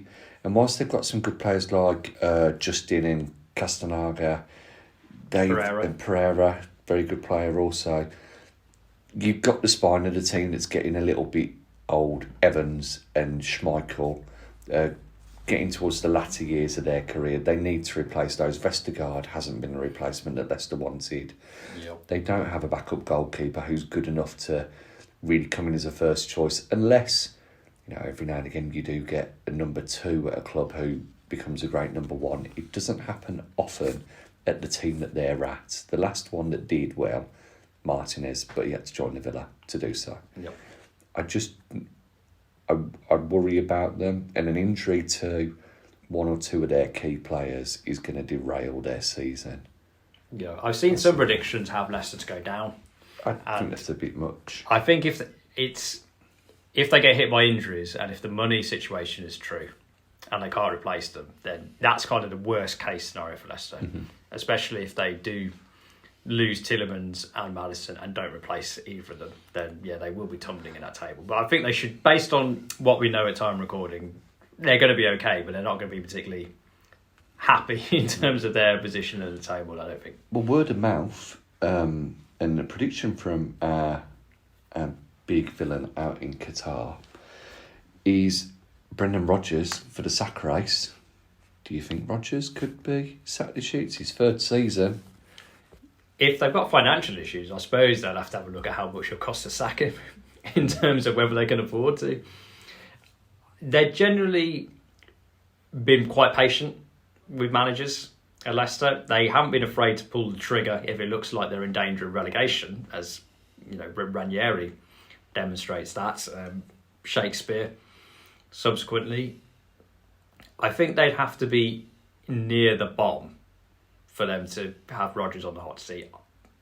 And that is a worst case scenario. I do think in terms of Rodgers, we're going to have a whole debate in terms of strengths and weaknesses.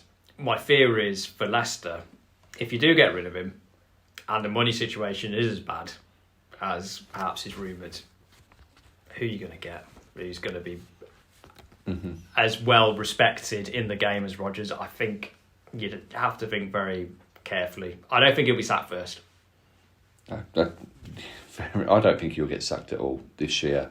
I think they'll be patient with him. Or he won't get sacked before the 38th game of the season. 14th place for me. Now, this could be absolutely fantastic or one of the worst calls ever.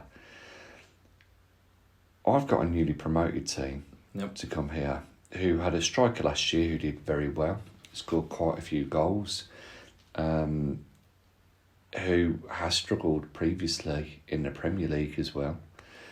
But I think they've got enough around them, really, to do quite well. Though I was surprised that they got rid of a veteran defender in the summer. I think Dominic Solanke is going to get a few goals for Bournemouth this year. I think he'll get at least 10 or so. I think Brooks coming back as well from his unfortunate illness. And some of the players, they've still got quite a few players who were there when they were last up. And I think that they're only going to grow as players after their time in the Championship. Your Lewis Cooks, those types. Gary Cahill, I thought they may have kept him for another season. But they've got Travers in goal, who's pretty decent as well. I think Bournemouth, with their small home pitch and that, are gonna nick a few wins. I'm not convinced about Scott Parker. I don't know whether he'll be there come the end of the season. I think they could bring someone else in and they could be the catalyst for them. But I still think that Bournemouth are going to be comfortable enough to come 14th. Doesn't mean to say they're going to be a million miles off relegation, no. I think it's going to be tight this year. But for me, Bournemouth are going to upset one or two teams. They're going to get one big result at home this season against a scalp. And I'll put them to finish 14th. So I won't fully tip my hat in terms of Bournemouth just yet, but I do think if my memory of the teams we've got left is correct, that is going to be the biggest difference between me and you in terms of positions in the league table. So I'll leave my Bournemouth prediction tantalisingly hanging in the air. For 14th, I had a toss-up between who I had for 14th and 15th. You could have thrown a blanket over the teams in kind of this area of the table. I've got Everton, 14th. Again, I agree with what you said about Bournemouth in terms of 14th. I don't think is going to be too far off the bottom in terms of the relegation zone, because I think there's going to be a real scrap down there. Everton, again, this could end up being a bit too high, I think, rather than too low. This prediction, they've lost Richarlison, best player last season. For Everton, I think their season, and I've gone on the optimistic side. If they get Calvin-Lewin fit, he'll score enough goals to keep them up, is my view in terms of Everton. They've got decent players. They can get on a run. I think, as you say, near the end of the season, last season, they won a couple of games. That was all that was needed in terms of that. And I can see that same again. I think McNeil's a good signing. I think from Burnley. I think in terms of... I think Paul Stratton, the penalty taker against Dynamo Kiev, is potentially their best signing of the season. Yeah. I mean, I'd say in terms of, if you're going to have a signing that is the most or the most predictable signing you could think of the summer, Tarkowski to Everton with Lampard in charge. That is like as soon as you saw Tarkowski wasn't signing a new deal, you're like, he's going to Everton. Yeah. There's absolutely no doubt about that. And they need him at Everton. I think he'll do all right. You know, solid player. You know, in terms of just stiffening up that back line. I mean, I think in terms of, they've got Anthony Gordon. I don't quite believe the hype on him, but I think he'll do all right. And also in terms of, for Everton in particular, just keeping the crowd on side at home is very important. Kind of saw that near the back end of last season. And the crowd love him because he's, you know, a local player coming through. So he scores like 6 goals during the course of the season. I think that's gets them a couple of points, a couple of wins, or a couple of draws, you know, kind of where they need to. And yeah, for Everton, I think they will... Yeah, it's not going to be a great season, I don't think. But yeah, I think they will stay up. And, you know, maybe it'll be the swing in terms of near the end of last season. It looked like they were going to go down. I mean, I thought they would go down, kind of with 8 games to go. They had a favour done by a couple of teams near the end of the season that kept them up. But I think Everton are an historic club, big club. I don't think the fans potentially of Everton, some of them will like this.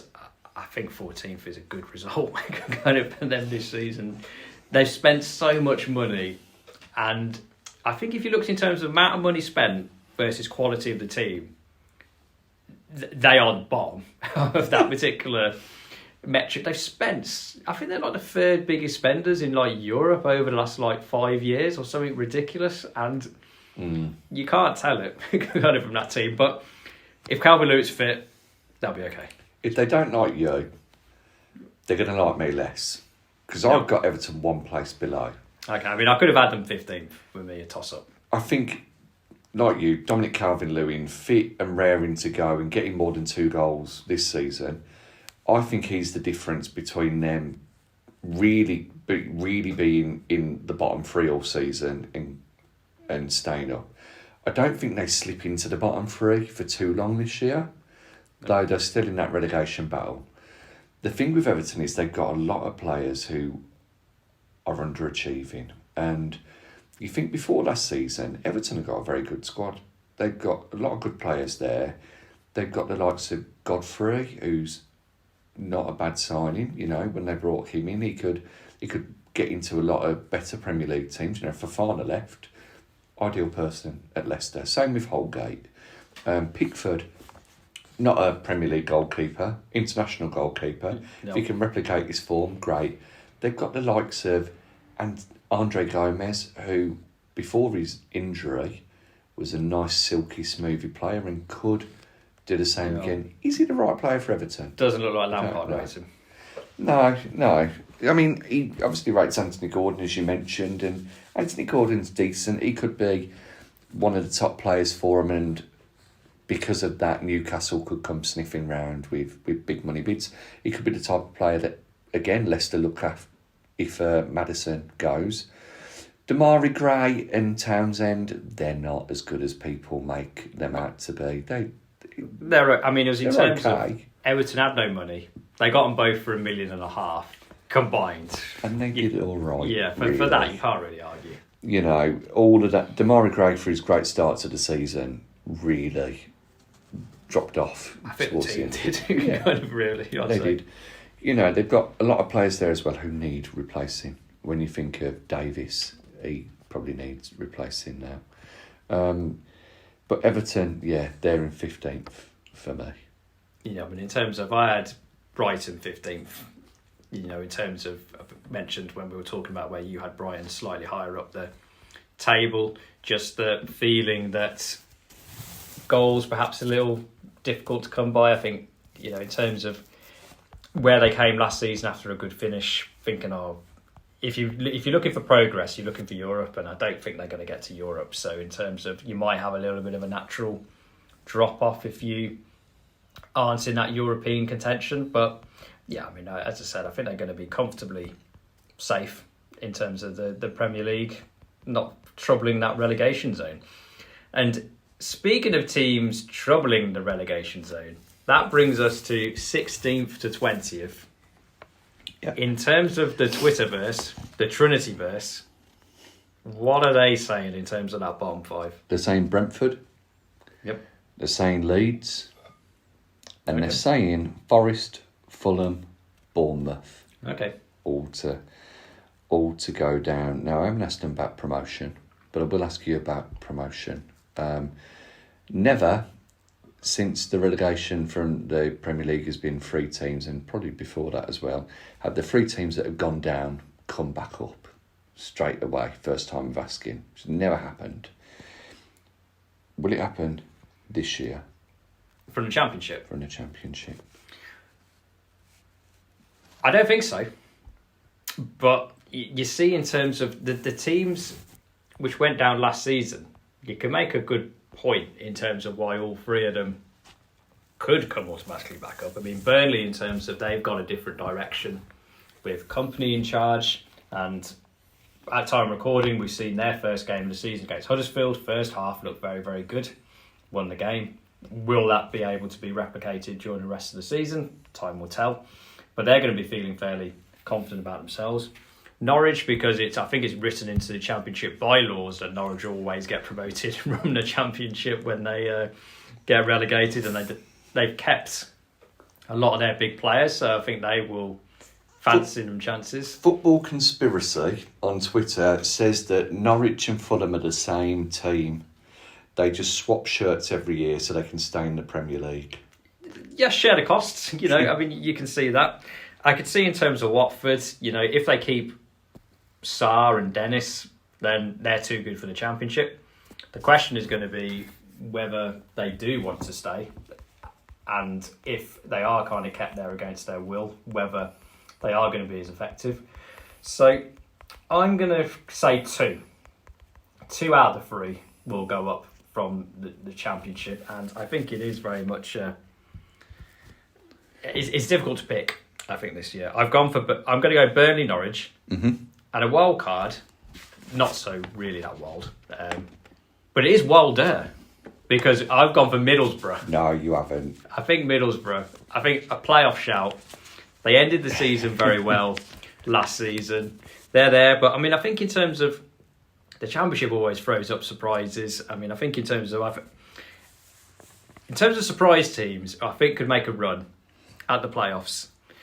Preston, arguably, these are the more outlier teams. Sunderland could make a run. I mean, I say that not knowing what the result of their first game of the season was, so that could already look. Swansea potentially could make a run. West Brom will be in the playoffs, I think, because that is just what Steve Bruce does. They'll be in the playoffs. So, Blackburn, John Dale Thomason, win on his first game? Possibly. I mean, it depends if they keep Ben Brereton. If they do, then they've got a shot at the playoffs. If he goes, then no, I don't think for me. So, with no confidence at all, Burnley, Norwich, Borough. I said the same 3. Oh, well, there we go. It was a lot easier to choose Burnley and Borough. Burnley, I didn't think much of until I watched them on Friday night, and the way that Vincent Kompany got them playing was fantastic. That 4-2-2-2 that was rumoured to be the formation, I don't know whether it was. He looked like a mess going forward, to be honest with you. But Brownhill and Cork and Roberts in particular were fantastic throughout. Taylor playing at centre-back did really well. Added Harwood, Bellis, and Muric is 93 foot tall. Yep. So they've got they've got that advantage there. Wilder, I think, as you say, he's a good manager. He gets teams motivated. He got Middlesbrough close last year, and providing they don't get rid of Tavernier, or if they do, they spend that money wisely, I think they'll be all right. And then Norwich were the third choice. I did think about a couple of other teams. I thought about QPR, but they lost to Blackburn yesterday and by all accounts weren't great. Norwich, same reasons. They've still got the same players. I don't think, and it's going to sound really bad being on a Talk of the Trinity podcast, I don't think Dean Smith's as great a Championship manager as people make out. He did well. He solidified Brentford. He got us out of there, but was that Jack Grealish? And it's not to slander, it's not Smith slander, but, if you can't get this Norwich team out of the Championship, then you've got to be thinking, actually... Oh, yeah, they're expecting promotion over at Norwich. I'd say in terms of... In answer to that, if Smith would have stayed at Brentford, I think he would have got them promoted. Eventually, yeah. Eventually, I think maybe that season, but they always tailed off a little bit. But anyway, let's get back to the matter at hand. Premier League, bottom 5. 5th from bottom, you or me? I'll go first. This is mine in terms of... When I made it, when I wrote this prediction down, I felt fairly comfortable. Then when I did some more research, I thought, oh dear, I don't know about this. But I'm sticking with it because there's always one team who comes up from the generally, there's always one team who comes up from the Championship, is a surprise package, gets a run on teams early on in the season, then has a bit of a dip, and then just just enough to stay up. It was last season. It was Brentford. This season, I think it's going to be Forest. Forest? Yeah, I've got them 16th, and I think it's in terms of it's going to go one of two ways. They brought a lot of players in this season. Yeah. And we are used to that because when we came up with Fulham, I don't know, did we come up with Fulham? I mean, or was it Norwich? You can't remember. No. But there was when we came up, we brought a new team, and we stayed up just.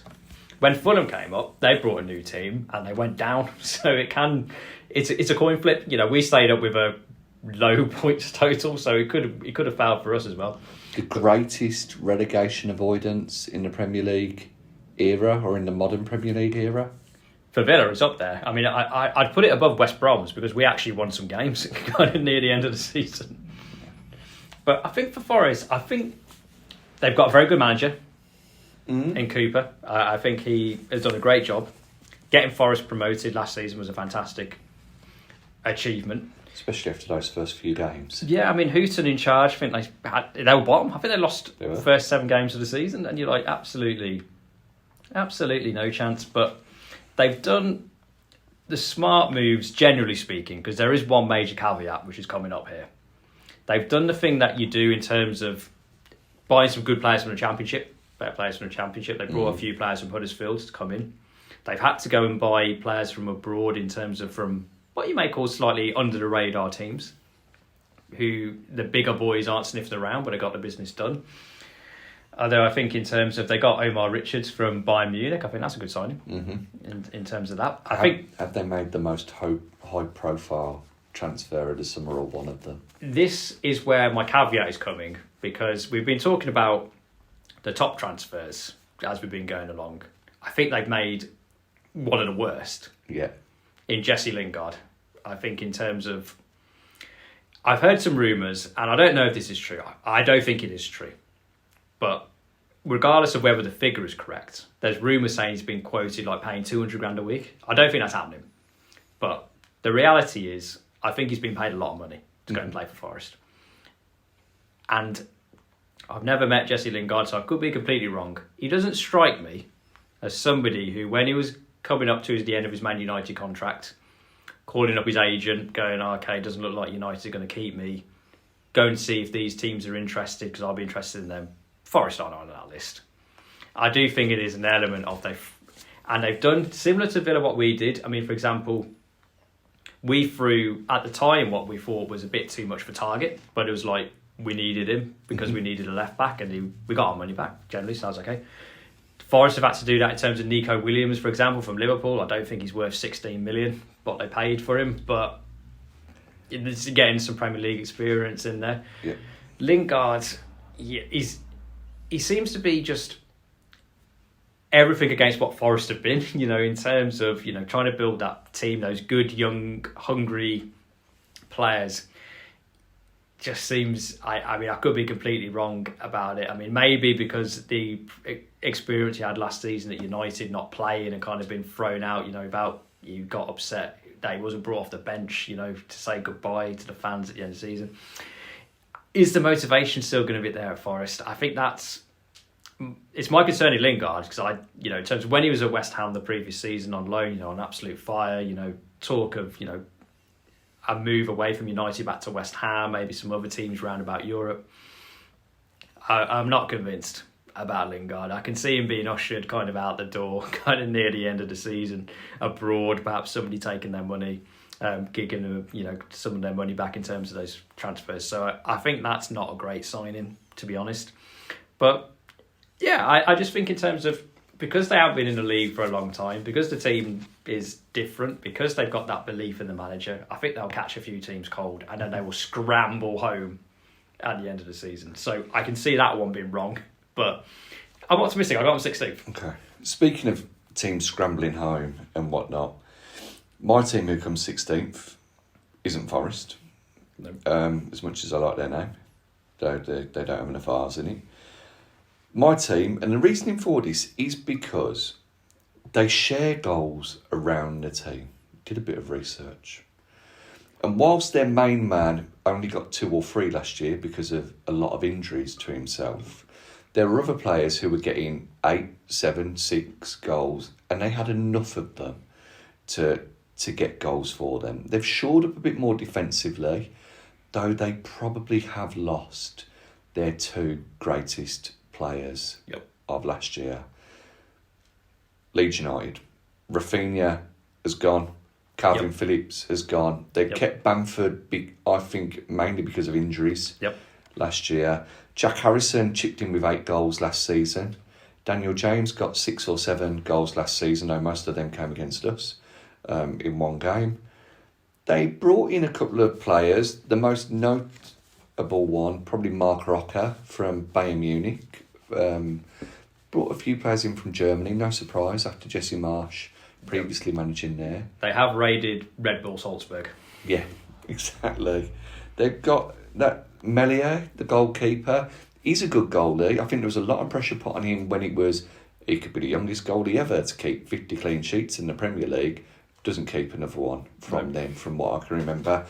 They've got some other battle-ready players. Luke Ayling, not the greatest player, but a good battling captain for them, the type of captain they need. Cooper. Very Leeds captain. Yeah. You know, Cooper as well in defence. They've got Llorente, Klitsch, couple of other ones there. I think Leeds will do enough to get results against the teams around them to stay 16th. They'll be 5 or 6 points clear of relegation come the end of the season. Not much more than that, if that many at all. But I think because of Bamford, and if they can keep him fit, that's where their goals will come, and he'll win them games. And again, they'll beat the likes of a Wolves or a Palace as the season goes on. They'll lose to the big teams, but they'll beat the teams that are in that lower. If they get him fit, Bamford, that is a big plus for them. My concern about Leeds is Rafinha arguably kept them up.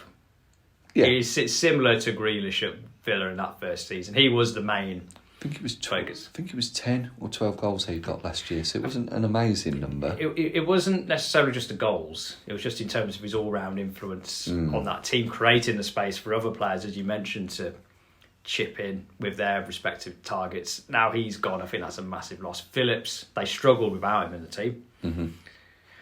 What I'd say also, I mentioned it for a few teams, off the field, in terms of the fans don't seem convinced by Jesse Marsch. And I think that is going to be a situation, if they get off to a bad start, the fans are not going to give him much time. And I think in terms of, we mentioned some of the players they brought in.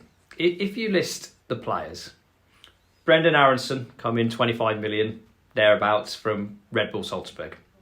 Luis Sinestra come in 20 odd million from Feyenoord, made the Europa Conference final last season, had a very good season. Tyler Adams, midfielder, 20 million from RB Leipzig. You mentioned Rocker from Bayern, 10 million.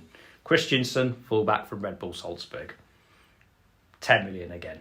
And they brought Gabi in from Man City's youth team. If you put those players in the transfer business, done, for a Southampton, for a Brighton, for a Brentford don't have the money, but say Brentford, possibly even Newcastle, I think you'd be looking at that I would be looking at that in a slightly different light. I'd be thinking, okay, there's some thoughtful signings, give them a bit of time, bed in. That could be something. Where I think the problem is for Leeds is the fans aren't sold on a manager. Mm-hmm. They're going to look at a lot of those players, rightly or wrongly. It's just you just brought your mates in from Salzburg, kind of clubs where you've previously managed. Not going to give them time to settle in if the results don't start very well. And I think that off-field atmosphere could really, because their home record was terrible near the end of last season. And I'll come on, I haven't got Leeds that high, so I'll come on to where I think they will come later. But in terms of the sack race, I think Jesse Marsch is first to be sacked. Well, you mentioned that, and I completely forgot Marsch gets sacked. But if you remember, I said last season he'd be sacked by October. I don't know whether it'll be then. I'm worried for Lampard as well as one of the other ones. The most exciting signings out of them, and I forgot, Siniestra is by far the most exciting winger who could replicate that Rafinha style, and that's why I had them up there as well, because I think he'll be that same sort of style. He's not as good as him. Rafinha would have got into most Premier League teams if he'd have decided to move to the Premier League rather than being scouted by Tuchel for Barca. But yeah, Leeds are 16th for me. Yep. There we go. So we're getting just above that trapdoor, 17th. I've got Brentford 17th. Trinity versus Leeds. I've got Brentford 17th as well. I think similar to what we just said for Leeds, my fear of Brentford, they had a great start to last season. Tailed off, got Eriksen fit, got the results. We mentioned Eriksen's gone to Man United, great signing for Man United on a free. Rejuvenated them, didn't they? Eriksen. Yeah. My fear for Brentford is, they're coming 17th for my prediction. I think Brentford will take 17th, is my view. Just get that establishment in the Premier League. Similar to Brighton, they just stayed up just about in their first few years. Now they're looking higher up the table. But yeah, sometimes, you can't say football is always that simple in terms of you take one player out, therefore it's all going to be terrible. But it was quite linear for Brentford last season. He was such a lift kind of off the field, on the field as well, in terms of what he did. I think in terms of the signings that they've made, I think Ben Mee for a free transfer, you can't really argue with that. I think Hickey at fullback, good signing, can't argue with that. Lewis Potter, a big signing from Hull. I think he'll do all right, but I think in terms of, is that going to replace Eriksen? I don't think so. But they have it's the opposite to Leeds, even though you've got Leeds higher. So the opposite in that sense. They're not united, you don't think, fans, manager, at Leeds. They are at Brentford, and I think that is what will save them. Just because they've been in that situation before, they'll be struggling, I think, near the bottom of the table. They won't panic. They've got good scouting links to be able to bring some players in. I think it could be tight. Last day of the season, I think they could be playing to stay up, or near the end of the season to stay up. But yeah, I think just that, if you can call it positive, what I've just said in the last couple of minutes, just because they have a belief in Thomas Frank, I think that will save them. I think this is the year that we beat Brentford, and I think that spells trouble for them. Considering, Brentford again have got Ivan Toney, who scored quite a few goals, but he was on a bit of a bad run until Eriksen came into the team. They got some cracking results, didn't they? Yep. Beat Chelsea away 3-1, if I remember correctly. Yep. Apart from Toney, he got his 12 goals. Wissa got 7 then, and then Janot got 4, and there weren't many other goals around that team. No. They've got 2 of the biggest shithouses at centre-back in Janssen and Mee that there could be, especially to Villa fans. Hickey, he's a great signing. Yep. He's not going to make a fat lot of difference for them. They already had Rico Henry, unless they're putting Hickey at right wing back. I think they will, but I don't think you're, without it being disrespectful to the position, you're not winning the league if you have just having a great right back. No, and the one player who I like at Brentford, who I wouldn't have minded seeing coming to us potentially as a squad player, Sergi Canales, is decent.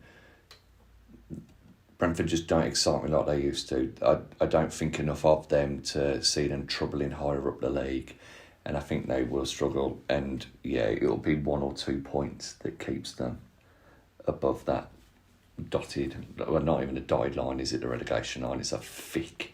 And it's a trapdoor. Yeah, it's a HB pencil bump. Yep. So they're going just above. We're coming to the teams who are going to be below. Yeah. 18th. Who have the Twitter-verse, the Trinity-verse, got coming 18th? Nottingham Forest. Yep. They've got... I have probably got the boldest call of them all. And I don't know if you clocked on as to actually who the team is from what we've been saying earlier. I think I have. Okay, fair enough. Their top scorer got 10 goals, and the majority of those were set pieces. Yep. Their strikers are poor. One of them scored 2 goals. The other one, missing sitters for Scotland. They don't really have anybody else who's scoring goals for them at all. Got rid of the one player back out on loan, who was on loan, has gone back to Chelsea. Yep. Southampton are 18th for me. I'm worried about the signings they've made. Bazunu could be a great signing as a goalkeeper. The other ones could be decent as well.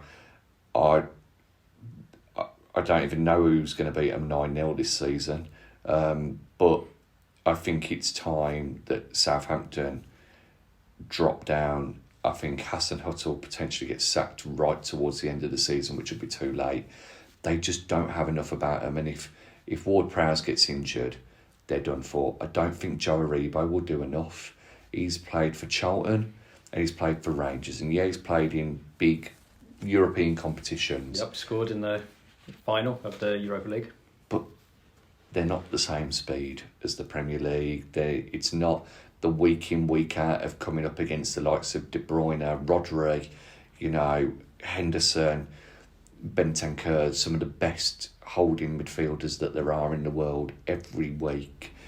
Southampton, I just think this year is going to be a real struggle for them, and that's why I think the Saints go marching down to the Championship. Yeah, I mean, I think if their signings don't come off, then they are in trouble. Mm-hmm. I agree, and I think in terms of, I think it's fair to say they haven't got that centre forward who you can look at. They'll score 15. I think in terms of Aribo, if they play him up front and he gets 10, that's enough, I think, to keep them up. I mean, it's a team in the rebuild. They've gone younger, to mention in terms of transfers. The question is whether they'll be rebuilding the Championship or not.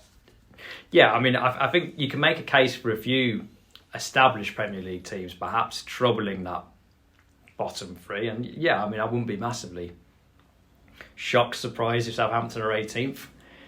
I don't think you'll be massively shocked and surprised about who I've got 18th based on previous comments. I've got Leeds in 18th. I mean, I think for reasons I set out previously, I just think that it's not quite aligned, and I think you need, in terms of, if you're in that situation where it's fine margins at the bottom, which I think it will be, anything that's not quite 100% with the teams around you have and you don't, I think Marshy's getting sacked.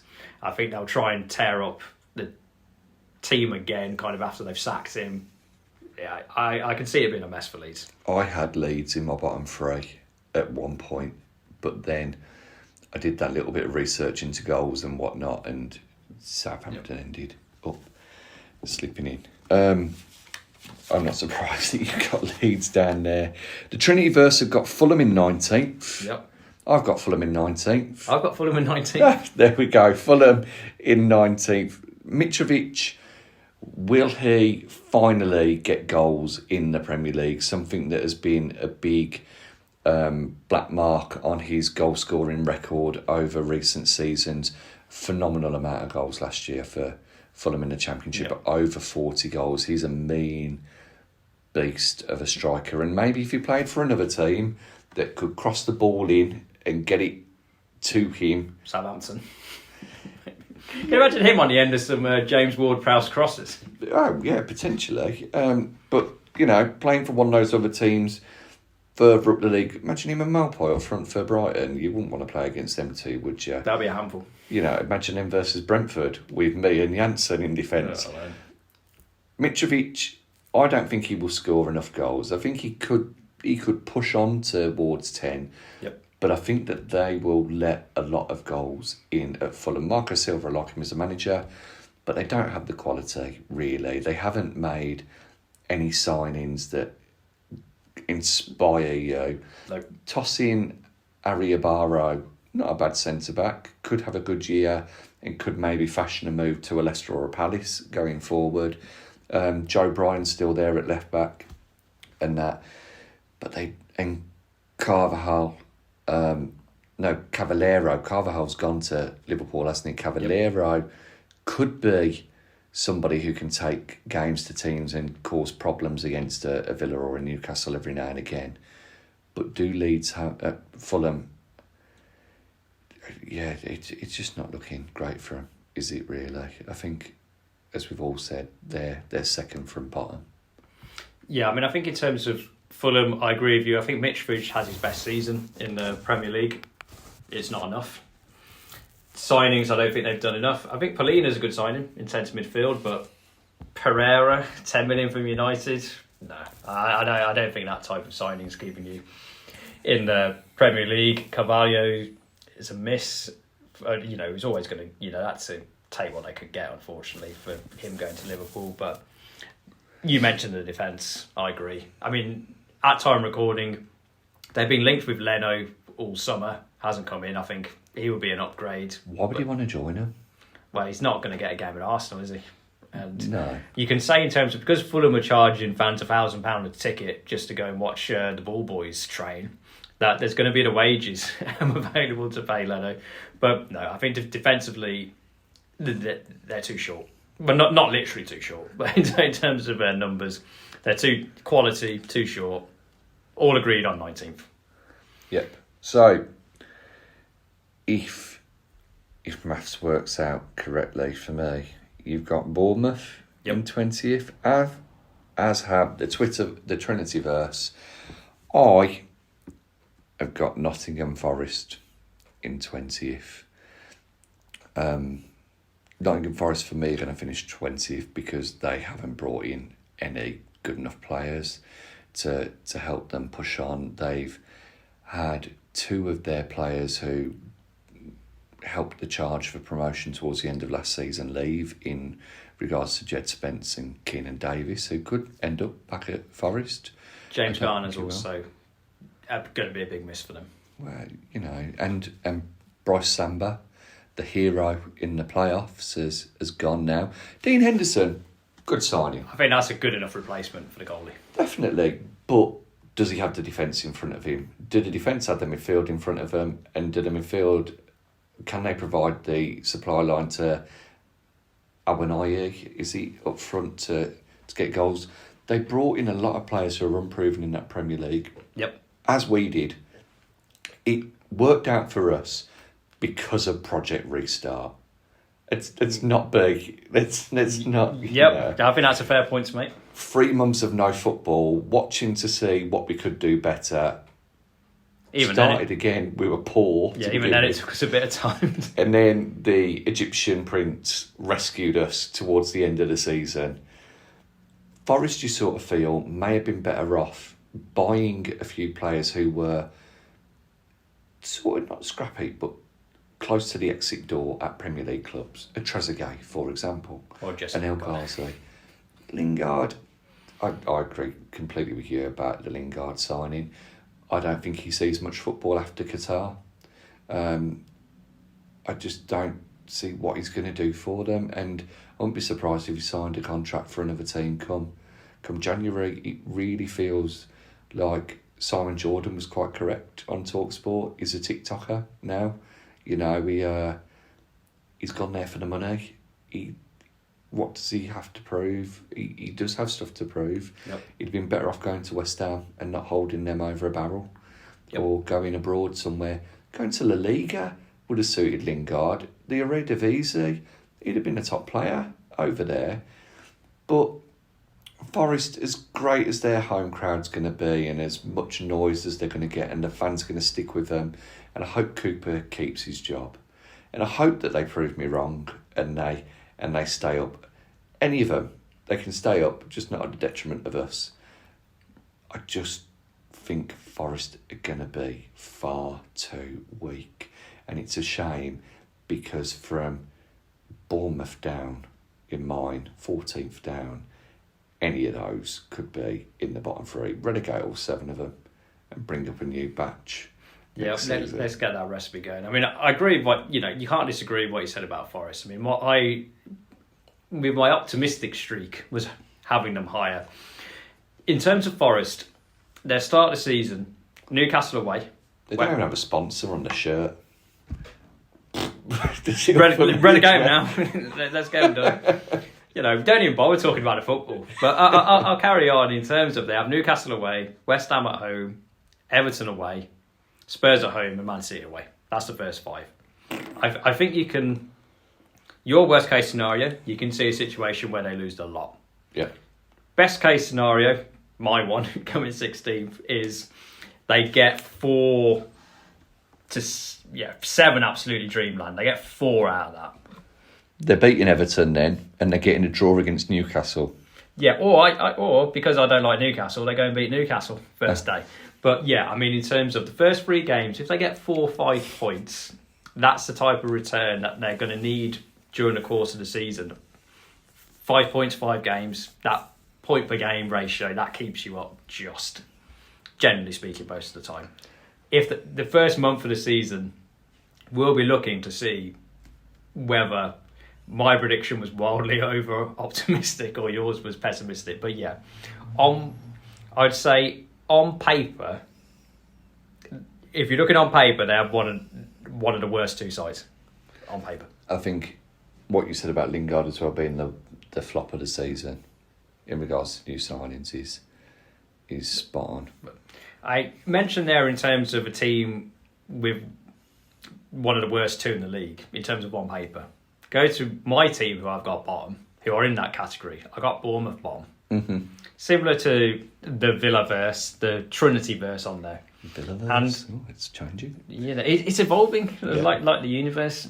There's a few reasons why I have Bournemouth bottom. They brought nobody. And I think in terms of, if you're a team who stormed the Championship and you don't buy anybody, even then you look at it and you think, ooh, okay, I think you might struggle here, but you'll give it a damn good go. Like Norwich, whenever they come up, they largely keep the same team. Bournemouth didn't storm the Championship. No. They stumbled over the line. You mentioned in terms of Scott Parker, people have doubts about him. Yeah, I think it's fair to say there's doubts about Parker, whether he'd be able to keep a team in the Premier League. When he was in charge of Fulham, had a couple of good results, but ultimately they fell off a cliff near the end of a season where he was in charge. I just don't think they're starting. I just don't think they're good enough. I mean, in terms of the hard-hitting tactical analysis, that is what I sum it up for. I mean, you got Solanke, but he can't do worse than what he did last season. Well, last time he was in the Premier League, he had a good season, a couple of seasons in the Championship, so you think he'll score a few. You mentioned Brooks. I think, he's a good player when they get him fit, but apart from that, I think you're really scraping the barrel in terms of Premier League survival. I think the fans are a bit concerned. If the fans are just like 17th, just if we get 17th, you can say similar to Forest. Maybe you get a team get a run, then frantically go for the hang on for dear life for the finish line. But no, I just don't think they have the quality to stay up. And I think they've got Villa opening day of the season. We've both got Villa to win, which isn't necessarily the determinative of their season. But, in terms of usually a home team opening day, you're kind of thinking they'll get something. I mean, first 5 games for Bournemouth, Villa at home, Man City away, Arsenal at home, Liverpool away, Wolves at home. They'll get something against Wolves. I think they have to get something against Wolves. I think similar to Forest, you can see a case where they lose all 5 of them. Yeah, I think that Wolves game is a game where you put money on Dominic Solanke to get a hat-trick.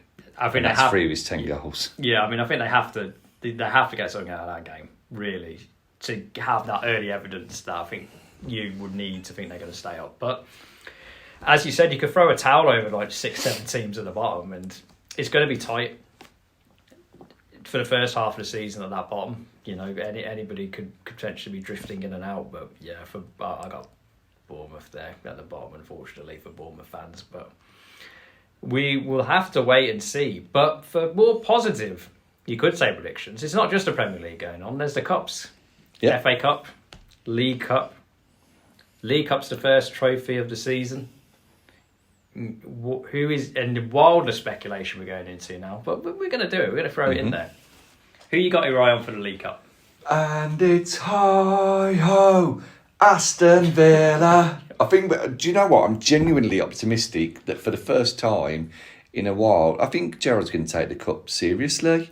Yep, I agree with that. And because of that, whilst Man City always win the League Cup, usually, I actually think we've got a good chance of doing well in the Cups, and hopefully with a good draw. And it's obviously all speculation because you don't know who you're going to get in the Cup until your name comes out of that hat. Man United. Yeah, well, FA Cup, yeah, I agree. But I think it's going to be us. And I think we'll go and win the League Cup this year. Bit of silverware. And the League Cup and the league positioning will really be the start of this Steven Gerrard revolution. And we'll see us bring more players in. I think because we'll be in the semi-final of the League Cup come the January transfer window, we'll see bigger names coming in and seeing us push on. I've got Spurs. I think, it's always a bit of a stick of pinning kind of with the draws at this stage, but I think the Conte project will bear fruit in terms of, I think that similar to us, they'll take the Cup seriously, they'll go on a run. I've got them for the League Cup, so everybody will say, oh, they're going to win the league, kind of all that, but yeah, Conte is a winner with a decent draw. I think they'll take it seriously, so I got Spurs. See, I don't think they'll take it seriously because of having Europe. However, I do think that they'll take the FA Cup deadly serious, and because of that, I think they'll win the FA Cup. There we go.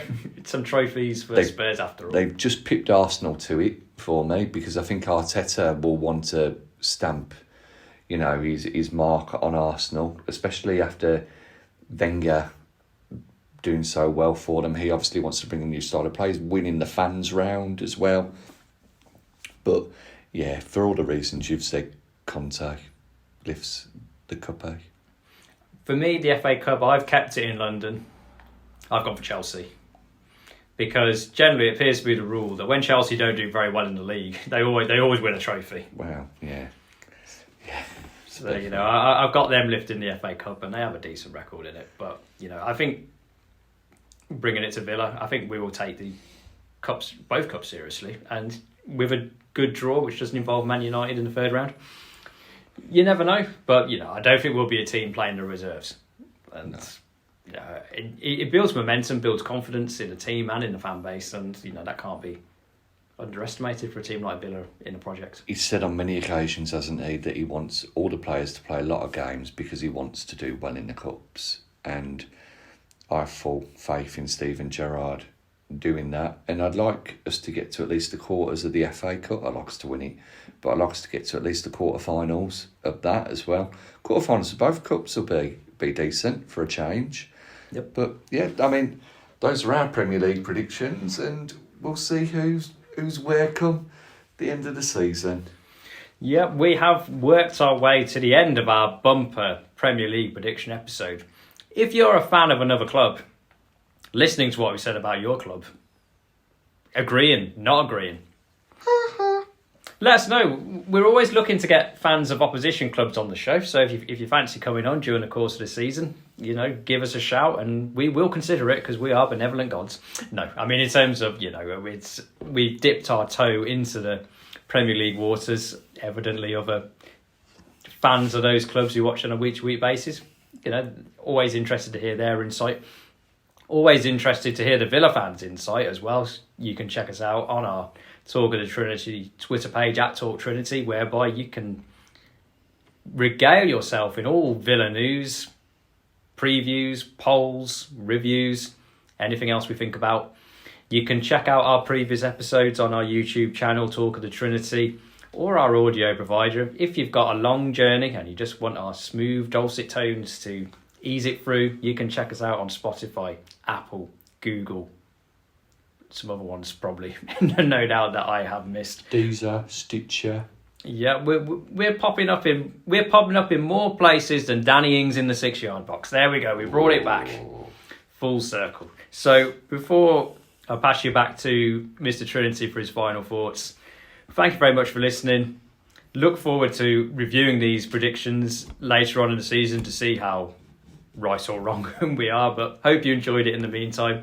Thanks for listening, and we'll be back with you again soon. Yeah, a massive cheers to thank you very much again for sticking with us, whether you're a fan of the Villa or of another team. Hopefully this helps make your car journey a little bit nicer when you're travelling over 2 hours to your seaside destination, or when you're on your aeroplane and you want to have a listen on Spotify, block the kids out, that nagging wife, give her a little bit of wine and you'll be fine. Notice how I didn't say Prosecco.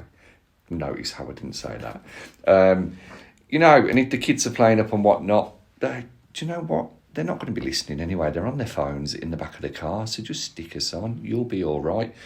But until next time, I'm Villa till I die. Baz is Villa till he dies. We wish every single team that begins with an A and ends in an A all the best for the start of the new season. Cheers, Tar. Thank you very much. Up the Villa.